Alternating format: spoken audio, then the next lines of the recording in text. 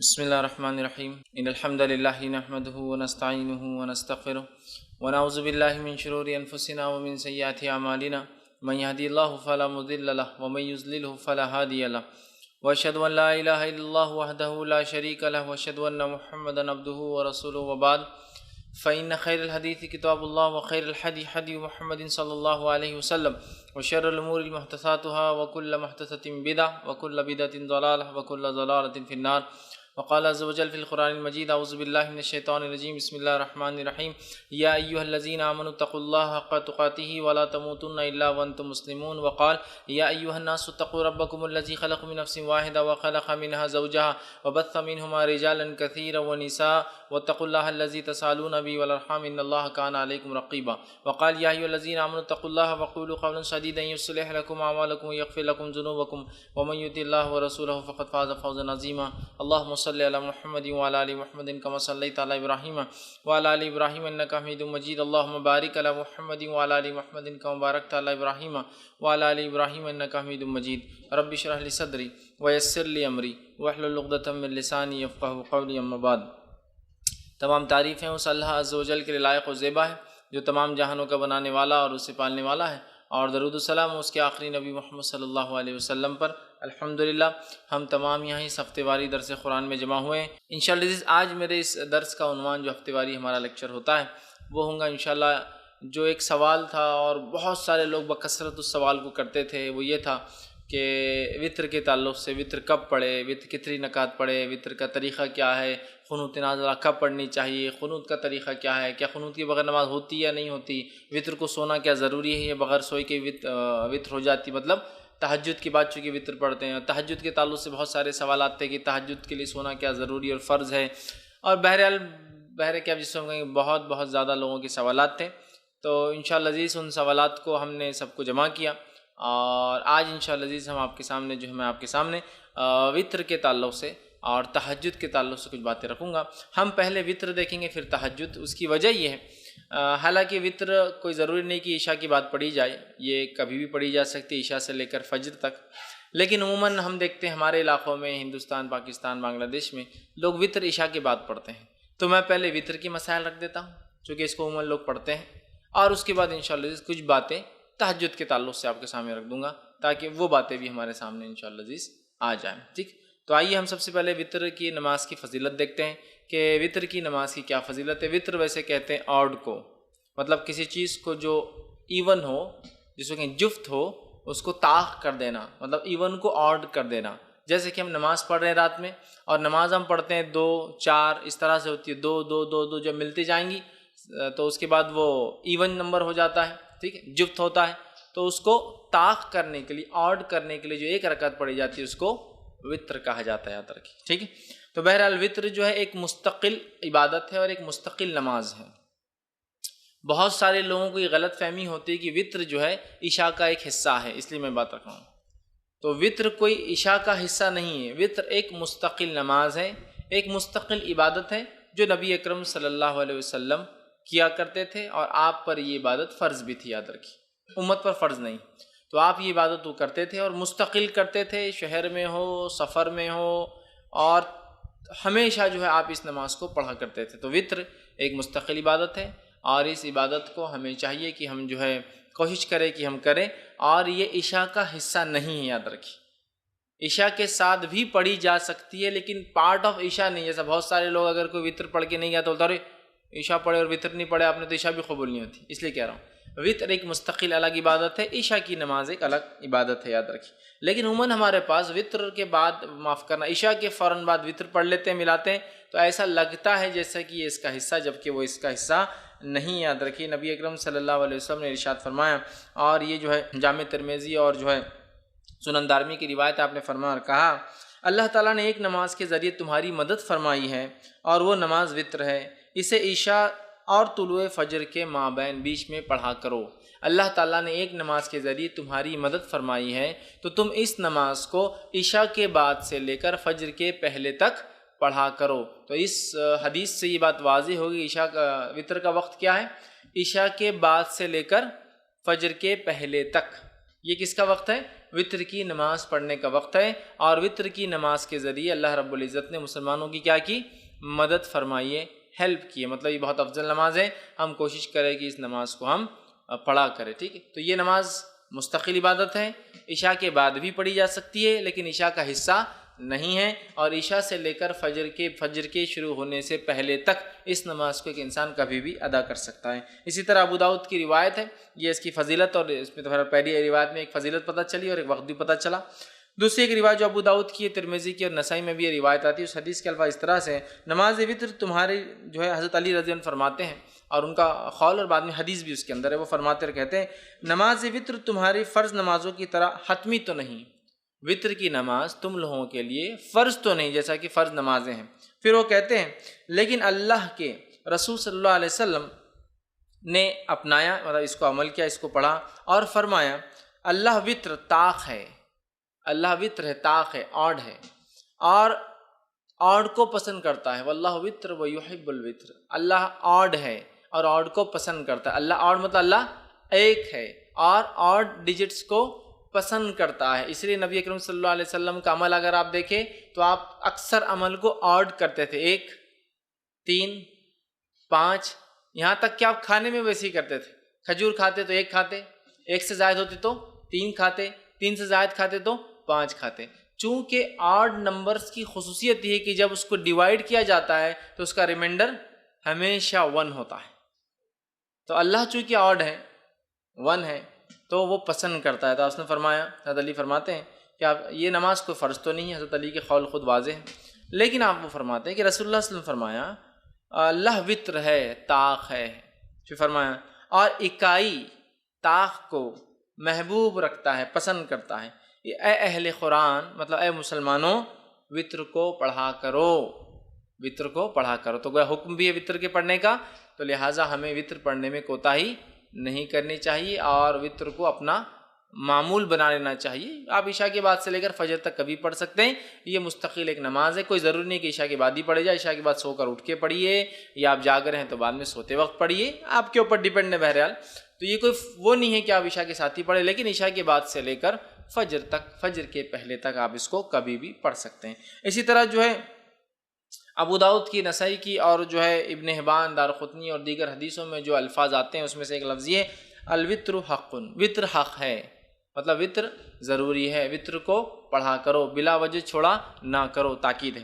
دوسری کی روایت نے فرمایا اور کہا الوطر حق علی کل مسلم، وطر حق ہے ہر مسلمان کے اوپر، مطلب اے مسلمانوں وطر تم پر حق ہے، جتنا ہو سکے وطر کو پڑھا کرو۔ تیسری روایت نے فرمایا اور کہا الوطر حق ولیس بواجب، وطر حق ہے، ضروری ہے لیکن واجب نہیں ہے، ٹھیک؟ تو یہاں دیکھیے نبی اکرم صلی اللہ علیہ وسلم تاکید کر رہے ہیں وطر کے تعلق سے، اور یہ تاکید کر رہے ہیں کہ وطر واجب نہیں ہے لیکن اس کو پڑھا کرو اس لیے کہ وہ حق ہے۔ تو اوپر کی روایتوں میں جو حق ہے کہ الفاظ بار بار آ رہے ہیں، اس سے یہ بات واضح ہو رہی ہے کہ وطر بڑی اہم نماز ہے، بلا وجہ سے چھوڑنا نہیں چاہیے، کوشش کرنا چاہیے کہ اس کو جتنا ہو سکے اتنا پڑھا جائے، لیکن یہ بات یاد رکھ لیجیے یہ نماز واجب نہیں، چونکہ آپ سب کی خود حدیث ہے وطر حق ہے لیکن یہ جو ہے واجب نہیں ہے، ضروری نہیں ہے۔ اور یہ بات میں اس لیے بھی رکھ رہا ہوں کہ بہت سارے لوگ یہ سمجھتے ہیں کہ اگر وطر نہ پڑھے عشاء کی بات تو عشاء نہیں ہوئی، اس لیے بھی رکھ رہا ہوں۔ وطر ایک مستقل الگ عبادت ہے لیکن وہ عشاء کے ساتھ پڑھی جا سکتی ہے، لیکن وہ عشاء کا پارٹ نہیں ہے، اس کے نہ پڑھنے سے عشاء میں کوئی کمزوری نہیں آتی ہے، ٹھیک ہے؟ یہ بتانا میرا مقصود تھا۔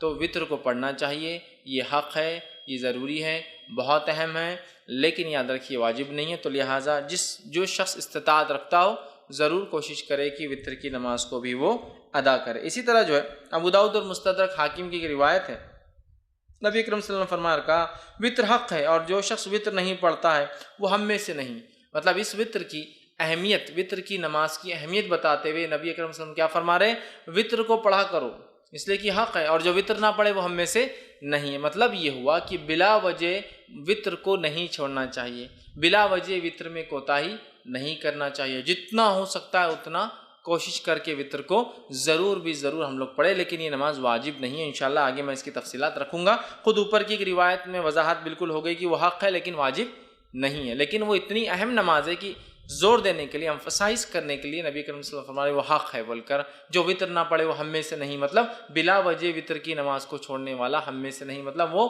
غلط کام کرتا ہے، اسے چاہیے کہ وطر کو ادا کیا کرے اگر طاقت استطاعت سہولت ہو تو۔ اسی طرح جو ہے نبی اکرم صلی اللہ علیہ وسلم فرماتے ہیں، یہ طبرانی کی دارقطنی کی روایت آپ نے فرما کہا، مسند احمد میں بھی یہ روایت آتی ہے، اور آپ نے فرما رکھا 3 چیزیں میرے لیے فرض ہے، تمہارے لیے تطوع کا لفظ یعنی سنت ہے، 3 چیزیں میرے لیے واجب ہے، فرض ہے، میں اس کو کرتا ہوں، اور تمہارے لیے یہ چیز جو آپ سے فرماتے سنت ہے۔ کیا کیا ہے؟ قربانی، آپ نے فرمایا قربانی نبی کے فرض تھی، ہمارے لیے سنت ہے۔ دوسرا فرمایا نماز وطر، نماز وطر نبی کریم صلی اللہ علیہ وسلم کے لیے فرض تھی، ہمارے لیے سنت ہے۔ اور تیسرا فرمایا فجر کے پہلے کی 2 رکعتیں، فجر کی 2 رکعت نماز، یہ دوسروں پر آپ نے فرمایا سنت ہے، مطلب تطوع ہے، لیکن میرے لیے یہ چیزوں کو اللہ نے واجب کر دیا، فرض کر دیا، تو اس سے بھی وطر کی اہمیت پتہ چلتی ہے کہ کتنی ہے ہمیں۔ اسی طرح جو ہے نبی اکرم صلی اللہ علیہ وسلم کا جو معمول تھا وہ یہ تھا، آپ وطر کی نماز کو کبھی نہیں چھوڑتے تھے، آپ کو یہاں تک کہ سفر میں بھی وطر کی نماز پڑھتے ہوئے دیکھا گیا، مطلب وطر کی نماز کو نبی اکرم صلی اللہ علیہ وسلم نے اپنا معمول بنا دیا تھا، اور آپ سفر میں بھی، حالانکہ سفر میں قصر ہوتا ہے، جمع بھی ہو سکتی ہے، نمازیں ملائی بھی جا سکتی ہے، 2 نمازیں، فجر اپنے وقت پر، ظہر اثر ایک ساتھ پڑھ سکتے ہیں آپ، چاہے ظہر کے وقت میں چاہے اثر کے وقت میں، مغرب عشاء ایک ساتھ پڑھ سکتے ہیں، چاہے مغرب کے وقت میں چاہے عشاء کے وقت میں، تو گویا 3 وقت میں 5 نمازیں ہوتی ہے، اور اس میں بھی قصر کا آپ کو موقع ہے، مطلب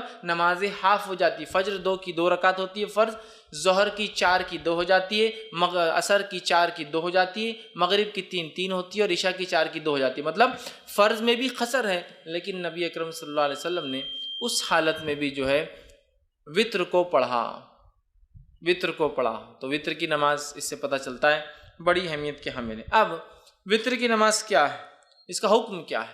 سنت ہے، واجب ہے، موقدہ؟ جیسے ہمارے پاس جو عموماً چلن ہے واجب الوطر بولتے ہیں، وہ کیوں؟ وہ جو حدیث میں نے اس سے پہلے آپ کے سامنے رکھی کہ جو وطر نہ پڑھے وہ ہم میں سے نہیں ہے، تو اس سے پتہ چلا رہا ہے یہ تو بہت اہم ہے، ورنہ مسلمان نہیں ہے وہ شخص، لیکن علماء لکھتے ہیں یہ وضاحت کے لیے ہے، اہمیت بتانے کے لیے ہے، لیکن یہ اسلام سے خارج نہیں ہوتا کوئی وطر کی وجہ سے، ٹھیک ہے؟ تو یہ واجب نہیں، بلکہ اس کے تعلق سے صحیح قول یہ کہ وطر کا پڑھنا سنت موقدہ ہے، واجب نہیں یاد رکھیں، اس لیے کہ ہمارے پاس اور خاص طور سے حنفی مسلک میں فرض الگ چیز ہے، واجب الگ چیز ہے، جبکہ ہمارے نزدیک یہ ہے کہ فرض اور واجب ایک ہی چیز ہے، یاد رکھیے فرض اور واجب کی اہمیت ایک جیسی ہوتی ہے، تو بہرحال وہ کہتے واجب ہے، ٹھیک ہے، ہم کہتے واجب نہیں، سنت موقدہ ہے، سنت موقدہ، اور یہی قول جمہور علماء کا، یاد رکھیے، اور نبی اکرم صلی اللہ علیہ وسلم کی ایک حدیث میں نے آپ کے سامنے پہلے رکھ بھی دی تھی۔ اسی طرح ایک اور روایت ہے جو میں نے پہلے آپ کے سامنے رکھی تھی، جس میں آپ نے فرمایا اور کہا کہ یہ جو ہے آپ فرماتے نہیں سوائے اس کے تطوع یعنی سنت نفل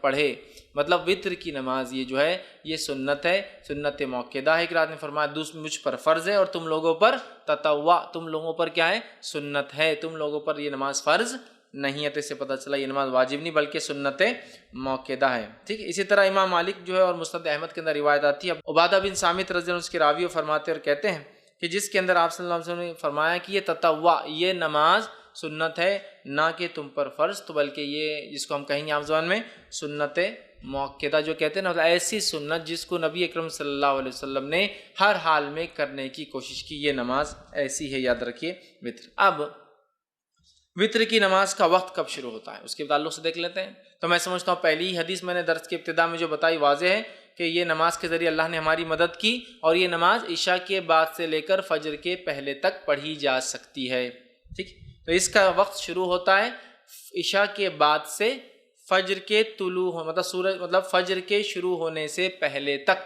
مطلب اس کو عام زبان میں کہوں تو عشاء کے بعد سے سحر کے وقت کے ختم ہونے تک، چونکہ سحر کا وقت ختم ہوتا ہے تو فجر شروع ہو جاتی، تو اس کا وقت رات میں عشاء کے بعد سے لے کر سحر کے شروع ہونے کے پہلے تک ہے، تو ہم لوگ کوشش کریں کہ اس عمل کو جو ہے اگر ہم کرنا چاہتے ہیں تو عشاء کے بعد سے لے کر فجر کے پہلے تک کر سکتے ہیں۔ ابو داؤد، ترمذی اور ابن ماجہ کی روایت ہے، آپ صلی اللہ علیہ وسلم فرمایا اور کہا اسے نماز عشاء اور طلوع فجر کے مابین پڑھو، عشاء کے بعد اور طلوع فجر کے شروع ہونے کے بیچ میں کہیں آپ اس نماز کو پڑھ سکتے ہیں، یاد رکھیں، ٹھیک ہے۔ اسی طرح جو ہے آپ صلی اللہ علیہ وسلم فرماتے ہیں اور صحیح بخاری اور صحیح مسلم کی متفقہ علیہ روایت آپ نے فرمایا کہا نبی اکرم صلی اللہ علیہ وسلم رات کے ہر حصے میں نماز وتر ادا فرمائی، ابتدائی حصے میں بھی، وسط شب میں بھی، اور رات کے آخری حصے میں بھی۔ اور یہ روایت حضرت عائشہ سے ہے کہ حضرت عائشہ فرماتی کہ آپ صلی اللہ علیہ وسلم وتر کی نماز عشاء کے بعد بھی پڑھتے تھے، اس کے بعد سے لے کر نماز رات کے کسی بیچ کے حصے میں بھی پڑھتے تھے، اور اس کے علاوہ رات کے آخر حصے میں بھی پڑھا کرتے تھے۔ تو اس سے پتہ چلا کہ وتر کی نماز عشاء کے بعد سے لے کر فجر کے پہلے تک کبھی بھی پڑھی جا سکتی ہے، اور نبی اکرم صلی اللہ علیہ وسلم نے عشاء کے بعد سے لے کر فجر کے پہلے تک پڑھا۔ اسی طرح ایک دوسری روایت صحیح بخاری اور صحیح مسلم کی آپ نے فرمایا اور کہا، اور آپ صلی اللہ علیہ وسلم نے جن دنوں میں وفات پائی، مطلب یہ روایت بھی عائشہ فرماتی اور کہتی ہے اس روایت میں کہ جن دنوں میں نبی اکرم صلی اللہ علیہ وسلم وفات پائی ان دنوں میں آپ آخری حصے سحر کے وقت وتر کو پڑھا کرتے تھے۔ اس سے کیا پتہ چلا؟ آپ صلی اللہ علیہ وسلم عشاء کی بعد بھی پڑھتے، بیچ میں پڑھتے، اور آخر وقت میں، لیکن آپ نے کیا کیا؟ اس کو آخر وقت میں اللہ کے رسول اس کو سحر کے وقت پڑھا کرتے تھے۔ اسی طرح جو ہے نبی اکرم صلی اللہ علیہ وسلم کا جو ہے ایک حکم ہے، حدیث ہے جو صحیح بخاری صحیح مسلم کی روایت آپ نے فرمایا کہا صبح ہونے سے پہلے پہلے وتر کو پڑھ لو، مطلب صبح ہونے سے پہلے پہلے تک وتر کو ہم کو پڑھ لینا چاہیے۔ تو پتہ چلا وتر عشاء کے بعد سے لے کر فجر کے پہلے تک کبھی بھی آپ پڑھ سکتے ہیں، اور نبی اکرم صلی اللہ علیہ وسلم نے اس کو عشاء کے بعد سے لے کر فجر تک کبھی بھی پڑھا، اور اس کو ہم کہیں گے عشاء کے بعد بھی پڑھی جا سکتی ہے، لیکن آخر وقت میں پڑھنا افضل ہے، سحر کے وقت میں پڑھنا افضل ہے، اس لیے کہ انسان سوتا ہے، سو کر اٹھتا ہے، اٹھنے کے بعد پھر نفل نمازیں مطلب تہجد پڑھتا ہے، اور تہجد کے بعد اگر وتر پڑھتا ہے تو یہ افضل ہے، یاد رکھیے۔ اب آپ کہیں گے خالی وتر کو رات میں کیوں اٹھنا ہے؟ تو تہجد بھی پڑھنا، لیکن میں تہجد انشاءاللہ آخری میں رکھوں گا وہ حصہ۔ تو یہ جو وتر کو ہم کہہ رہے ہیں آخری وقت میں پڑھنا افضل ہے، اس سے مراد ہے آخری وقت میں انسان رات میں اٹھے، تہجد کی نماز پڑھے، تہجد کے بعد اپنی وتر پڑھ لے۔ صحیح مسلم کی روایت ہے ماں عائشہ رضی اللہ عنہا سو جاتی تھی، آپ سب ان کو اٹھاتے تھے اور کہتے عائشہ اٹھ اور وتر پڑھ لے، مطلب تہجد ادا کر، اور تہجد ادا ہونے کے بعد اپنی وتر کی نماز، چونکہ عموماً صحابہ آخر وقت میں وتر پڑھتے تھے، چاہے تہجد کے وادی تھے، لہٰذا چونکہ تہجد ایک بہت افضل عمل ہے، یاد رکھیے بہت افضل، نفل نمازوں میں سب سے افضل نماز ہے یہ، تو لہٰذا وہ لوگ روکے رکھتے تھے اپنی نماز کو وتر کو، اور تہجد میں اٹھتے تھے، تہجد میں اٹھنے کے بعد وتر پڑھتے تھے۔ تو اللہ کے رسول صلی اللہ علیہ وسلم ماں عائشہ کو اٹھاتے تھے تاکہ وہ اپنی وتر ادا کرے، مطلب تہجد پڑھ لے اور اس کے بعد وتر بھی ادا کرے۔ تو یاد رکھیے یہ آخری وقت افضل ہے، لیکن کوئی ضروری نہیں ہے، آپ کو ڈر ہے خدشہ ہے رہ جائیں گی نہیں پڑھ پاؤں گا، تو بہرحال پہلے بھی پڑھ سکتے ہیں۔ اسی طرح جو ہے جامع ترمذی ابن ماجہ اور مسند احمد کی روایت ہے، نبی اکرم صلی اللہ علیہ وسلم فرمایا کہا تم میں سے جس شخص کو یہ اندیشہ ہو کہ وہ رات کے آخری حصے میں نہیں جاگ سکیں گا تو اسے چاہیے کہ رات کے پہلے حصے میں ہی وتر پڑھ لے۔ جس کو ایسا لگے کہ میں رات میں نہیں اٹھ سکتا ہوں تو اسے چاہیے کہ وتر پہلے پڑھ لے، مطلب عشاء کے بعد پڑھ لے۔ پھر فرماتے اور کہتے ہیں پڑھ لے، اور جسے آخر رات میں خیام کا شوق ہو اور طمع ہو کہ وہ کرے، خیام کرے، اس کو شوق ہو، اس کو لگا ہو، اسے چاہیے کہ وہ رات کے آخری حصے میں وتر پڑھے۔ جس کو ڈر ہو یا میں اٹھ نہیں پاؤں گا، شک ہو رہا ہے، یا میں روز پڑھتا ہوں تہجد لیکن آج جاگا بہت دیر تک تو اٹھ نہیں پاؤں گا، یا پھر میں روز بھی نہیں اٹھ پاتا ہوں تہجد کے لیے، بس عشاء ہو جاتی ہے فجر کو اٹھتا ہوں تو بیچ میں نہیں اٹھ پاؤں گا، تو پھر وہ عشاء کی بات پڑھ لے۔ ایسا نہیں، جس کو شوق ہے رات کی نماز پڑھنا چاہتا ہے، تہجد پڑھنا چاہتا ہے، تو پھر کیا کرے؟ وہ وتر کو روکے رکھے، تہجد کے بعد اس کو ادا کرے۔ اسی طرح صحیح مسلم کی روایت ہے، نبی اکرم صلی اللہ علیہ وسلم فرمایا اور کہا بے شک رات کے آخری حصے کی نماز میں فرشتے آتے ہیں اور یہی افضل ہے۔ رات کے آخر حصے میں نماز کے وقت فرشتے حاضر ہوتے اور یہ افضل ہے۔ تو پتہ چلا تہجد کو آخر وقت میں پڑھنا، آخر وقت میں پڑھنا، سحر کے وقت پڑھنا، فجر سے پہلے پڑھنا افضل ہے، اور اسی طرح وتر کو بھی سحر سے پہلے، سحر کے آخر وقت میں پڑھنا، یا رات کا آخری حصہ تیسرا پہر ہوتا ہے جس سے فجر پھر شروع ہو جاتی ہے اس کے بعد، اس سے پہلے پڑھنا افضل ہے، چونکہ اس وقت فرشتے حاضر ہوتے ہیں۔ تو اسی سے میں نے کہا افضل تو آخر حصے میں ہے، لیکن عشاء کے بعد بھی فوراً اسے ادا کیا جا سکتا ہے، یاد رکھیے فوراً ادا کیا جا سکتا ہے۔ اسی طرح جو ہے صحیح بخاری اور صحیح مسلم کی ایک روایت ہے، ابو ہریرہ رضی اللہ عنہ فرماتے اور کہتے ہیں میرے خلیل، مطلب نبی اکرم صلی اللہ علیہ وسلم، خلیل مطلب بہت جگری گہرا دوست، تو فرماتے ہیں میرے خلیل نبی اکرم صلی اللہ علیہ وسلم مجھے خاص طور پر 3 باتوں کی وصیت فرمائی ہے، 3 باتوں کی مجھے تاکید کی۔ پہلا، میں ہر مہینے کے 3 روزے رکھوں، ایام 20 کے روزے جو کہ 13، 14 اور 15 تاریخ چاند کے حساب سے اس کے روزے رکھوں، یہ آپ نے ان کو تاکید کی تھی۔ چاند کی جو ہے 13، 14 اور 15 تاریخ کو میں روزے رکھوں۔ اسی طرح آپ نے فرمایا کہا صلاۃ الضحیٰ یعنی چاشت کی 2 رکعتیں نماز پڑھوں۔ اسی طرح فرماتے اور کہا یہ کہ سونے سے پہلے میں وتر پڑھ لیا کروں۔ مطلب سونے سے پہلے پڑھ لیا کروں، مطلب انسان سونے سے پہلے وطر پڑھ سکتا ہے، اور ہم جانتے ہیں وطر نماز رات کی آخری نماز ہوتی ہے اور تہجد کی بعد ہوتی ہے، تو لہٰذا کوئی انسان بغیر جاگے بغیر سوئے بھی تہجد پڑھ سکتا ہے۔ یہ جواب ہے۔ بہت سے لوگ بولتے ہیں نا تہجد کے لیے سونا ضروری ہے، افضل ہے سو کر اٹھ کر پڑھنا، اس لیے کہ اٹھنا، مشقت کرنا، وضو کرنا، ٹھنڈا اور گرم پانی کا مسئلہ ہوتا ہے رات میں، پھر بھی کرنا یہ افضل، لیکن ضروری نہیں ہے، یاد رکھیں۔ بہت سے لوگ بولتے ہیں ارے تم تو سوئی نہیں تو تہجد کیسے پڑھیں گے؟ آپ نے کیا فرما رہے ابو ہریرہ رضی اللہ عنہ کو کہ سونے سے پہلے وطر پڑھ لینا، مطلب اگر تم سونے کا ڈر ہو کہ صبح نہیں اٹھ پاؤں گے تو وطر پڑھ کر سونا، اور صحابہ ظاہر سی بات ہے تہجد کی بھی عادی تھے، یہ تو کوئی جلدی بھی پڑھ سکتا ہے تہجد، یاد رکھیے، یا پھر بغیر سوئے کی بھی رات بھر جاگ لیا کسی کاز کی کسی وجہ سے، ریزن کی وجہ سے، تو پھر میں تہجد پڑھ کر سو سکتا ہوں، ٹھیک ہے۔ اب ایک انسان نے تہجد کی نیت، مطلب مثال کے طور پر آج اس نے ارادہ کیا کہ میں سو جاتا ہوں، اس لیے کہ تہجد کا ارادہ نہیں۔ اب اگر رات کے آخری حصے میں نیند جاگ گئی، سمجھ لیجئے رمضان کے مہینے میں عموماً ہم لوگ وطر کا بھی اہتمام تہجد کا بھی کرتے ہیں، اب یہ سوچا کہ رات میں تو وطر پڑھ لی اور سو گیا، اب تہجد میں اٹھا تو وطر تو آخری نماز ہونا چاہیے رات کی، وطر نماز آخری ہونا چاہیے رات کی، تو اب میں کیا کروں؟ کیا میں ڈبل وطر پڑھوں رات میں اٹھ کے؟ مطلب میں نے وطر پڑھا اور سو گیا، بہت سے لوگ سوال کرتے ہیں ہم وطر پڑھ کے سو جاتے ہیں پھر کیا کریں؟ تو وطر پڑھ کر اگر آپ سو گئے ہیں اور رات میں نیند ہوشیار ہو جائے اور تہجد پڑھنا چاہے تو آپ صرف تہجد پڑھیں گے، وطر کو آپ ڈبل نہیں پڑھیں گے، اس لیے کہ ایک رات میں دو وطر نہیں ہو سکتی ہے۔ اس تعلق سے آپ سن کی حدیث ہے ابو داؤد جامع ترمذی اور نسائی کی جو ہے سنن نسائی کی روایت ہے، آپ نے فرمایا کہا ایک رات میں دو وطر نہیں ہوتی۔ دوسری کی روایت نے فرمایا جو کہ بخاری کی حدیث فرمایا رات کی اپنی آخری نماز وطر کو بناؤ، وطر کو رات کی آخری نماز بناؤ، مطلب وطر تہجد کے بعد پڑھی جانا چاہیے، لیکن اگر کوئی شخص اس ڈر سے وطر پڑھ کر سو جائے کہ میں صبح شاید نہیں اٹھ پاؤں گا اور سو جائے اور پھر نیند ہوشیار ہو جائے تہجد کے وقت، تو اسے وطر کو نہیں پڑھنا ہے، صرف تہجد پڑھنا ہے۔ لیکن کوئی انسان اس کو روز کا معمول نہ بنا دے کہ روز تہجد پڑھتا ہے لیکن وطر پڑھ کے سو جاتا ہے پھر تہجد کرتا ہے، روز کا معمول نہیں۔ اگر میں روز اٹھ کر تہجد پڑھنے کا عادی ہوں تو پھر میں وطر کو اپنی آخری نماز بناؤں گا۔ ایک غلط فہمی جو ہوتی ہے ہندوستان پاکستان میں یہ بھی ہے کہ اس کو عشاء کا حصہ سمجھتے ہیں، تو عشاء کے بعد پڑھ کے سو جاتے ہیں،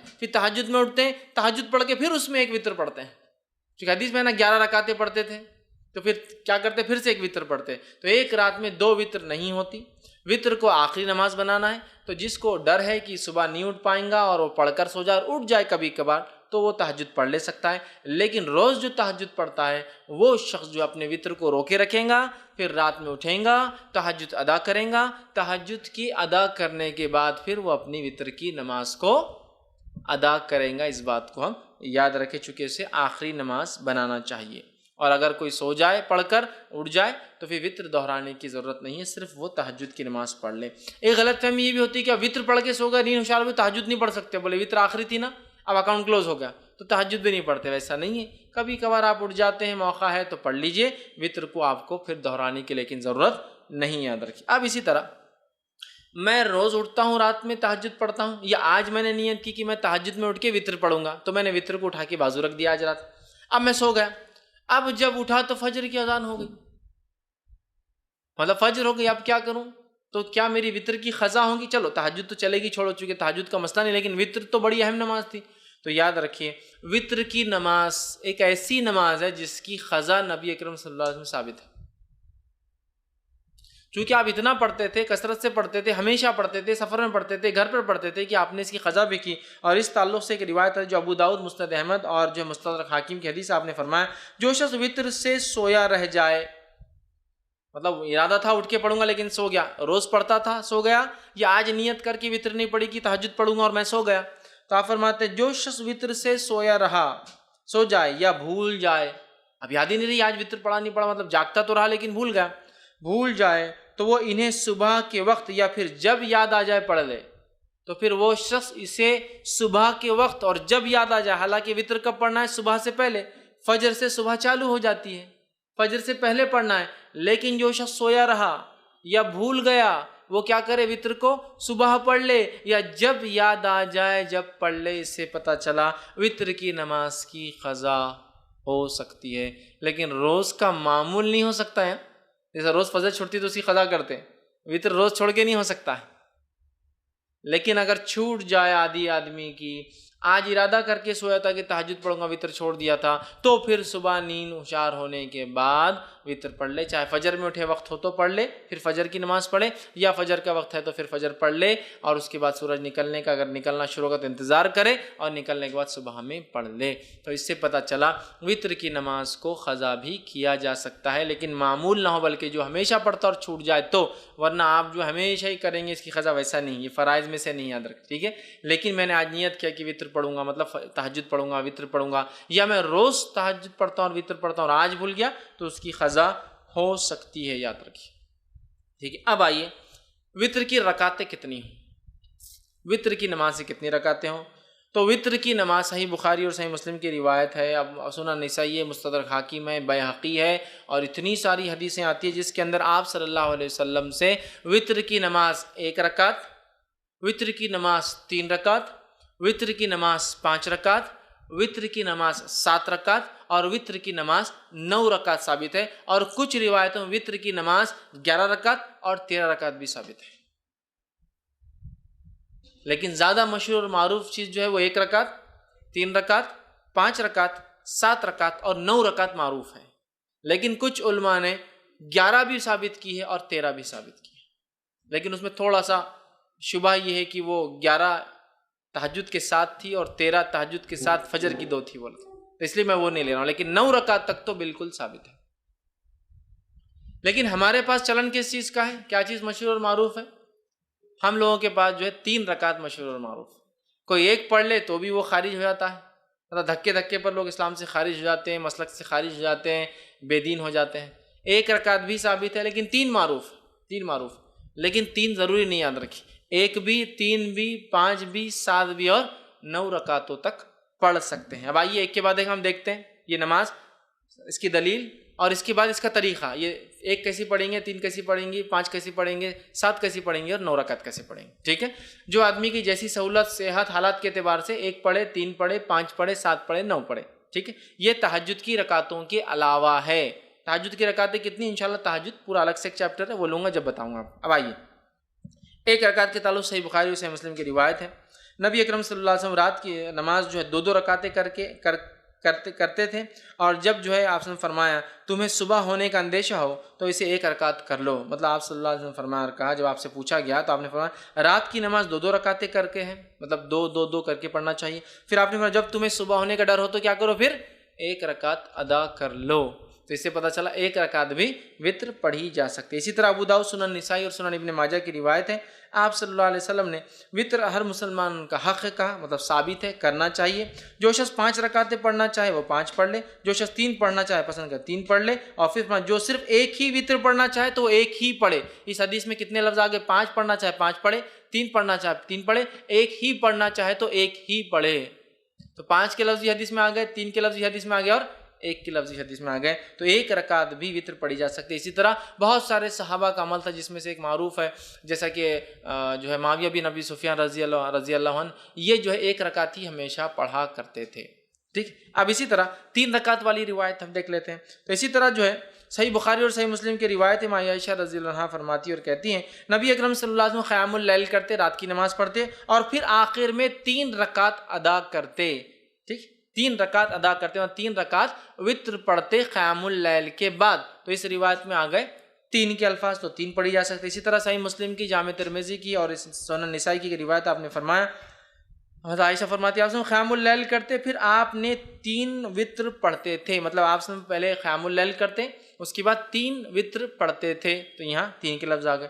اسی طرح نبی اکرم صلی اللہ علیہ وسلم 5 رکعت بھی ثابت ہے، جو میں نے آپ کے سامنے رکھی، جیسا کہ صحیح بخاری کی روایت ہے اور صحیح مسلم میں بھی روایت متفق علیہ ہے۔ حضرت عائشہ رضی اللہ عنہا فرماتی آپ نے فرمایا کہا کہ نبی اکرم صلی اللہ علیہ وسلم رات کو 13 رکعتیں پڑھا کرتے تھے اور ان میں سے 5 وطر ہوتے اور آپ صلی اللہ علیہ وسلم ان 5 وطر کے مابین بیٹھتے نہ تھے بلکہ صرف آخر میں تشہد کرتے تھے، ٹھیک۔ تو اس سے پتہ چلا کہ جب کوئی انسان وطر پڑھے اور 1 رکعت پڑھتا ہے تو ظاہر سی بات 1 رکعت کے بعد وہ قاعدہ کرے گا، 3 رکعت پڑھتا ہے تو تیسری رکعت میں قاعدہ کریں گا، صرف وطر میں صرف تیسری رکعت میں قاعدہ کریں گے۔ اور اس حدیث میں آ رہا ہے 5 پڑھتے اور صرف 5ویں رکعت میں قاعدہ کرتے، 1 پڑھے تو 1 میں قاعدہ ہوگا، 3 پڑھے تو آخری رکعت میں، تیسری میں قاعدہ، اور 5 پڑھے تو کب کرنا قاعدہ آپ کو؟ 4 رکعت آپ کنٹینیوس پڑھیں گے بغیر قاعدے کے، 2 ہو گئی کھڑے ہو جائیں گے، تیسری ہو گئی، چوتھی ہو گئی کھڑے ہو جائیں گے، 5ویں کے بعد آپ قاعدہ کر کے سلام پھیریں گے. تو 5 رکعت میں صرف آخری میں قاعدہ کرتے. تو اس حدیث کے اندر الفاظ کیا کہ آپ 5 پڑھتے اور 5 میں مابین بیٹھتے نہیں، مطلب سلام نہیں پھیرتے، بلکہ مطلب قاعدہ بھی نہیں کرتے، سلام بھی نہیں پڑھتے، سیدھا کھڑے ہو جاتے اور 5ویں میں تشہد کے لیے آخر میں بیٹھتے. اسی طرح 7 رکعت والی روایت آئیے دیکھتے ہیں. سنن نسائی کی، ابن ماجہ، مسند احمد کی روایت ہے. عائشہ رضی اللہ عنہا فرماتی اور کہتی ہے نبی اکرم صلی اللہ علیہ وسلم کبھی 7 اور کبھی 5 وتر پڑھتے تھے اور ان سب کے درمیان میں سلام و کلام سے فصل نہیں کرتے تھے. مطلب پوری رکعتیں 5 یا 7 ایک ساتھ پڑھتے تھے اور بیچ میں سلام بھی نہیں کرتے اور بات بھی نہیں کرتے. فصل مطلب گیپ نہیں دیتے تھے، کنٹینیوسلی پڑھتے تھے. تو 7 رکعتیں پڑھنا ہے تو 7 رکعتوں میں کیا کرنا پڑے گا آپ کو؟ سلام کب کرنا پڑے گا؟ 7 رکعت میں، تیسری میں آخری تیسری رکعت میں، 5ویں میں آخری 5ویں رکعت میں، 7ویں میں آخری 7ویں رکعت میں آپ قاعدہ کریں گے. اب آئیے 9 رکعت والی روایت دیکھ لیتے ہیں. تو صحیح مسلم کی روایت ہے، ابو داؤد کی، سنن نسائی کی، مسند احمد کی روایت ہے. نبی اکرم صلی اللہ علیہ وسلم کے تعلق سے ماں عائشہ رضی اللہ عنہا فرماتی اور کہتی ہے آپ صلی اللہ علیہ وسلم نے 9 رکعتیں پڑھی، اس طرح پڑھتے کہ ان کے مابین صرف 8ویں رکعت میں تشہد کے لیے بیٹھتے. تو پتہ چلا 9 رکعت پڑھنے کا طریقہ تھوڑا سا الگ ہے باقی سے. 3 رکعت میں تیسری رکعت میں قاعدہ، 5 رکعت میں 5ویں رکعت میں قاعدہ، 7 رکعت میں 7ویں رکعت میں قاعدہ، 9 رکعت میں 8ویں رکعت میں قاعدہ، پھر کھڑے ہو کے 1 رکعت اور پھر 9ویں رکعت میں قاعدہ. 9 رکعت والی وتر اگر آپ پڑھتے ہیں تو 8 کنٹینیو پڑھیں گے، 8ویں رکعت میں قاعدہ کریں گے، پھر کھڑے ہوں گے، سلام نہیں پھیریں گے، پھر 9ویں رکعت پڑھ کے 9ویں رکعت میں قاعدہ. مطلب 9 رکعت میں 2 قاعدے ہیں. 7 رکعت میں 1 قاعدہ، 5 رکعت میں 1 قاعدہ، 3 رکعت میں 1 قاعدہ، 1 رکعت میں تو ایک ہی قاعدہ ہوں گا، ظاہر سی بات ہے. لیکن 9 رکعت والی نماز میں 8ویں میں قاعدہ اور 9ویں میں 1 قاعدہ. تو آپ یہ نماز کو 9 رکعت تک پڑھ سکتے تھے. میں اس کے آگے اور بھی روایتیں نہیں رکھوں گا آپ کے سامنے 11 اور 13 کی، تھوڑا سا اس میں کنفیوز بھی ہوتا ہے، لیکن 9 رکعت تک بالکل علماء کے بغیر کسی اختلاف کے اتنی باتیں ثابت ہے، یاد رکھیے. لیکن اس سے زائد بھی کوئی پڑھتا ہے تو ہم اس کو برا نہیں کہیں گے، چونکہ اس میں اختلاف ہے اور بہت سارے آثار ملتے ہیں کہ ایسا صحابہ نے کیا. ٹھیک ہے، تو 9 رکعت کا طریقہ میں نے آپ کو 9 رکعت تک ہم نے دیکھ لیا. اب وتر کی جو ہے ادائیگی کا طریقہ کیا ہوگا، اس کو کیسے ادا کیا جائے گا. ٹھیک، تو وتر کو ادا کرنے کا طریقہ یہ ہے کہ آپ رات میں اٹھیں گے اور تہجد پڑھیں گے. چونکہ یہ نماز وتر کی بات ہو رہی ہے، رات کی نماز کی بات ہو رہی ہے. ٹھیک،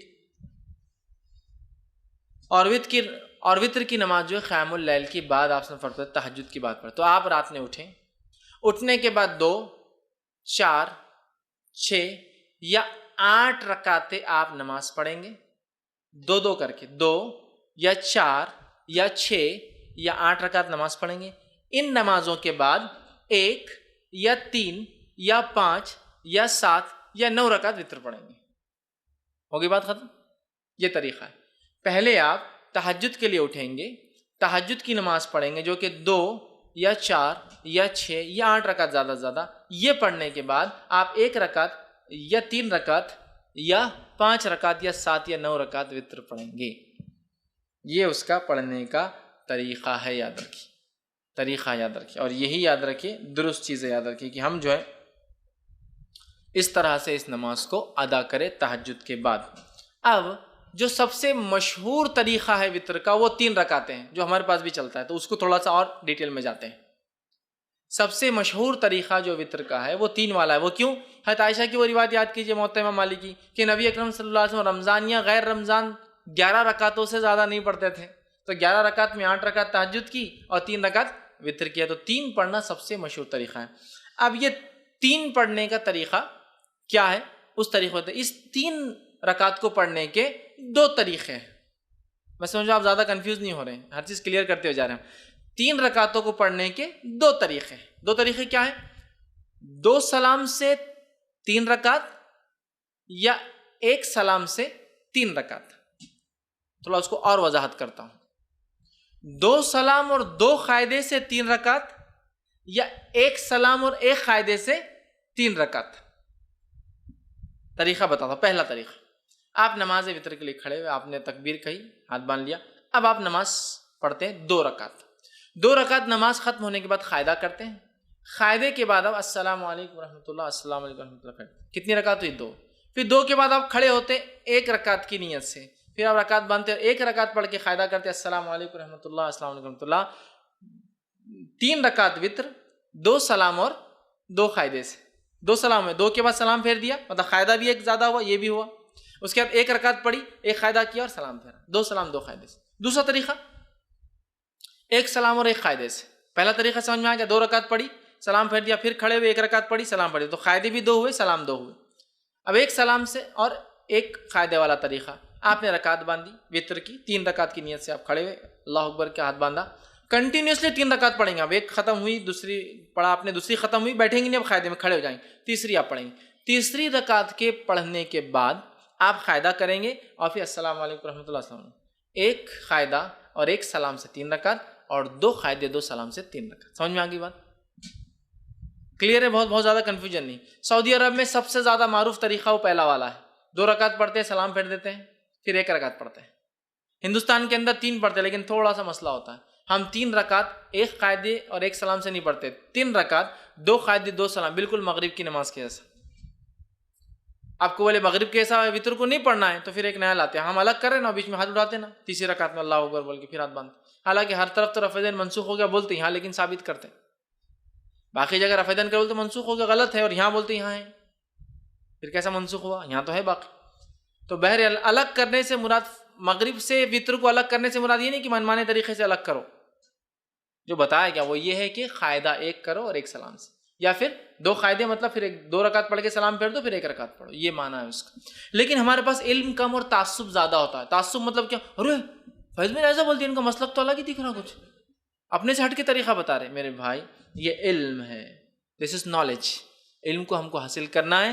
بہت ساری بات ہم کو نالج نہیں ہوتا کسی چیز کا، تو اس کا مطلب یہ نہیں کہ ہمارا مسلک الگ ہے ہم بھٹک گئے، بلکہ ہماری کمزوری تھی، ہماری جہالت تھی کہ ہم نے علم حاصل نہیں کیا، ٹھیک ہے؟ تو لہٰذا 3 رکعت کے دونوں طریقے میں نے آپ کو بتا دیے اور دونوں سنت سے ثابت ہے، لیکن تیسری رکعت میں کھڑے ہو کر سورہ فاتحہ اور وغیرہ پڑھ کر پھر اللہ اکبر کے ہاتھ اٹھا کے پھر سے باندھنا، یہ سنت سے ثابت نہیں ہے۔ اس تعلق سے آپ سب سے کچھ بھی ثابت نہیں، نہ صحیح نہ ضعیف،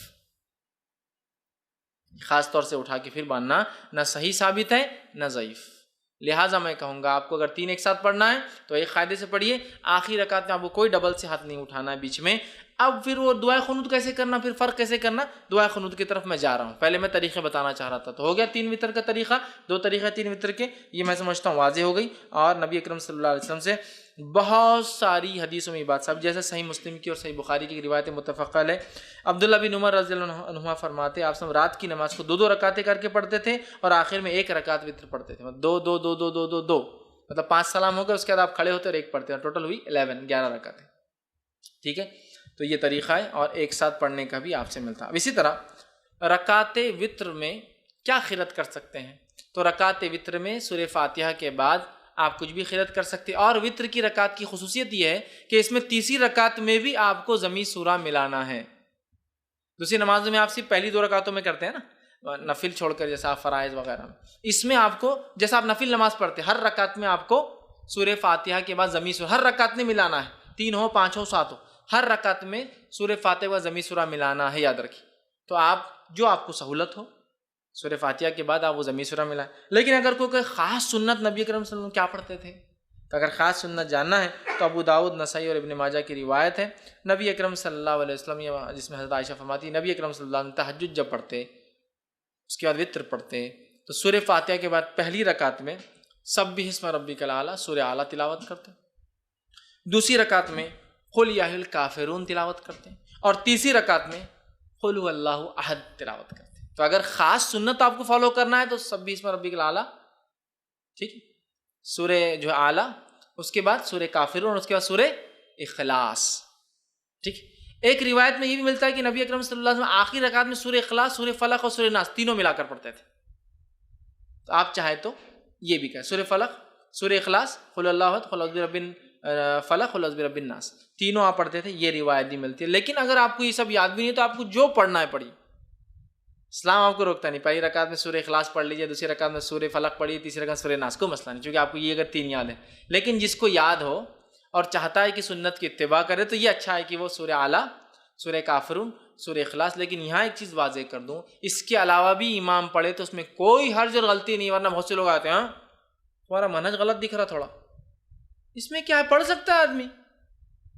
بہت سارے لوگ ایسے ہوتے ہیں کہ ذرہ برابر سورہ بھی الگ ہوا تو بولتے تم نے گڑبڑ کی کچھ. تبھی جو سہولت ہو قرآن کا، جو حصہ آسان ہو وہ پڑھے. لیکن کوئی اگر اتباع کرنا چاہتا ہے کہ نبی کیا پڑھتے تھے آپ سب یہ پڑھتے تھے، لیکن ضروری نہیں ہے، قرآن کا جو یاد ہے آپ کو پڑھ سکتے ہیں تو آپ یہ پڑھتے. اور ایک روایت میں آتا ہے کہ آپ آخری رکعت میں سورہ اخلاص، سورہ فلق اور سورہ ناس تینوں کی تلاوت کیا کرتے تھے. اسی طرح آپ صلی اللہ علیہ وسلم کے تعلق سے مسند احمد، نسائی اور ابن ماجہ کی ایک روایت آتی ہے کہ نبی اکرم صلی اللہ علیہ وسلم 3 رکعت وتر سے فارغ ہونے کے بعد سلام پھیرتے. سلام پھیرنے کے بعد 3 مرتبہ یہ الفاظ ادا کرتے سلام کے بعد، سبحان الملک القدوس. 3 بار یہ الفاظ ادا کرتے، سبحان الملک القدوس، سبحان الملک القدوس، سبحان الملک القدوس. یہ 3 بار پڑھتے. اور ایک روایت میں آتا ہے کہ نبی اکرم صلی اللہ علیہ وسلم سبحان الملک القدوس 2 بار آہستہ پڑھتے اور تیسری بار تیز پڑھتے. مطلب جس کو حضرت عائشہ فرماتی ہم سن سکتے تھے، مطلب 2 بار پڑھتے سبحان الملک القدوس، سبحان الملک القدوس، سبحان الملک القدوس 3 بار. اور اس میں بھی آتا ہے کہ روایت میں جب آپ آخری بار تیز پڑھتے تو یوں پڑھتے کہ القدوس کو لمبا کھینچتے، سبحان الملک القدوس لمبا کھینچتے. تو یہ بھی طریقہ ہے. وتر پڑھ لیا آپ نے، اس کے بعد آپ سبحان الملک القدوس، سبحان الملک القدوس، سبحان الملک القدوس لمبا کھینچتے اس کو، یہ پڑھ سکتے. اسی طرح ایک روایت اور آتی دارقطنی کی، اس میں اضافی الفاظ یہ کہ نبی اکرم صلی اللہ علیہ وسلم سبحان الملک القدوس کہنے کے بعد یہ بھی کہتے ہیں رب الملائکۃ والروح. سبحان الملک القدوس کا معنی ہوتا ہے پاک ہے وہ بادشاہ صاحب قدوس. ٹھیک، اسی طرح رب الملائکۃ والروح جو رب ہے فرشتوں کا اور جبرائیل کا، یہ بھی آپ اضافہ کیا کرتے تھے. تو اگر آپ کو یہ بھی پڑھنا ہے تو ہمارے پاس یہ عموماً ہر 4 رکعت تراویح کے بعد پڑھتے ہیں اور بہت لمبا لمبا پڑھتے ہیں، اس میں اور بھی اضافہ ہے. ٹھیک ہے، لیکن یہ تو وتر کے بعد ثابت ہے. 3 بار سبحان الملک القدوس، 2 آہستہ 1 تیز، اور آخر کا کھینچتے ہوئے ذرا لمبا کرتے ہوئے قدوس. ٹھیک ہے، اس کے بعد رب الملائکۃ والروح یہ بھی آپ اس کے ساتھ اضافہ کر سکتے ہیں. اب دعائے قنوت پہ آ جاتے ہیں. دعائے قنوت اس کی حیثیت کیا ہے، پڑھنا اور نہیں پڑھنے کا کیا معاملہ ہے، اور کب پڑھا جائے گا. دعائے قنوت یہ وتر کی نماز کا میں پڑھنا ضروری نہیں ہے، یہ پہلے کلیئر کر دیں. بہت سے لوگ وتر نہیں پڑھتے کہ دعائے قنوت یاد نہیں ہے، تو کلیئر کر دیتا ہوں. دعائے قنوت کا وتر میں پڑھنا ضروری نہیں ہے، یہ ایک سہولت ہے، اللہ نے مدد کی اس نماز سے تو اس سہولت کا فائدہ اٹھائے جو اٹھانا چاہتا ہے، لیکن کمپلسری نہیں ہے. دونوں باتیں سمجھ میں آ رہی ہیں؟ میں ٹریول کر رہا ہوں، مجھے پرمیشن ہے کہ میں 10-20 کلو سامان لے جا سکتا ہوں، لیکن میں نہیں لے جا رہا ہوں. سہولت تو ہے، میں نہیں اٹھا رہا ہوں فائدہ، لیکن سہولت ہے. ضرور نہیں. کیوں میں کہہ رہا ہوں، میں یہ نہیں کہہ رہا ہوں مت پڑھو، میں یہ کہہ رہا ہوں بہت سارے لوگ یہ دعا یاد نہیں ہے بول کے نمازیں نہیں پڑھتے. تو نماز مت چھوڑو، یہ تو مستقل عبادت ہے. دعا اس کا ایک پارٹ ہے لیکن کمپلسری پارٹ نہیں. اٹیچ ہو جائے تو بھی چلے گا، ڈیٹیچ نہیں بھی اٹیچ ہوگا، نکال بھی دیا جائے تو بھی چلتا ہے. تو یہ دعا کی کیا حیثیت ہے دعائے قنوت کی؟ پڑھے تو اچھی بات ہے، نہ پڑھنے سے انشاءاللہ کوئی فرق نہیں پڑتا آپ کی وتر پر، نماز پر. ٹھیک ہے، تو اسے پڑھنے کے دعائے قنوت کے 2 طریقے ہیں. 2 طریقے، دونوں طریقے بہرحال جو انسان چاہے اس پہ عمل کر سکتا ہے. دعائے قنوت رکوع سے پہلے اور دعائے قنوت رکوع کے بعد. پہلے تو کلیئر کر دیا میں، دعائے قنوت پڑھنا کمپلسری نہیں لیکن پڑھ سکتا ہے. دعائے قنوت رکوع سے پہلے اور دعائے قنوت رکوع کے بعد. اس کا طریقہ کیا ہے؟ آپ نے رکعت باندھی، سورہ فاتحہ ضمی سورہ ملایا. ٹھیک ہے، مطلب یہ آخری رکعت کی بات کر رہا ہوں میں، آخری رکعت مطلب آپ تیسری رکعت میں اٹھے. مطلب یہ دعائے قنوت آپ جب پڑھیں گے تو وتر کی آخری رکعت میں پڑھیں گے. 1 پڑھے تو اس کے اندر 3 پڑھے تو تیسری میں، 5 پڑھے تو 5ویں میں، 7 پڑھے تو 7ویں میں، 9 پڑھے تو 9ویں رکعت میں ہوں گا. تو آپ کھڑے ہوئے تیسری رکعت کی، سمجھو انڈیا پاکستان ہم 3 رکعتیں پڑھتے، تیسری رکعت میں کھڑے ہوئے آپ. ٹھیک ہے، تو تیسری رکعت میں آپ کھڑے ہوئے. تیسری رکعت میں کھڑے ہونے کے بعد سورہ فاتحہ پڑھی آپ نے. سورہ فاتحہ پڑھنے کے بعد ضمی سورہ ملایا. ضمی سورہ ملانے کے بعد اب آپ کیا کریں گے؟ دعائے قنوت اپنی شروع کر دیں گے.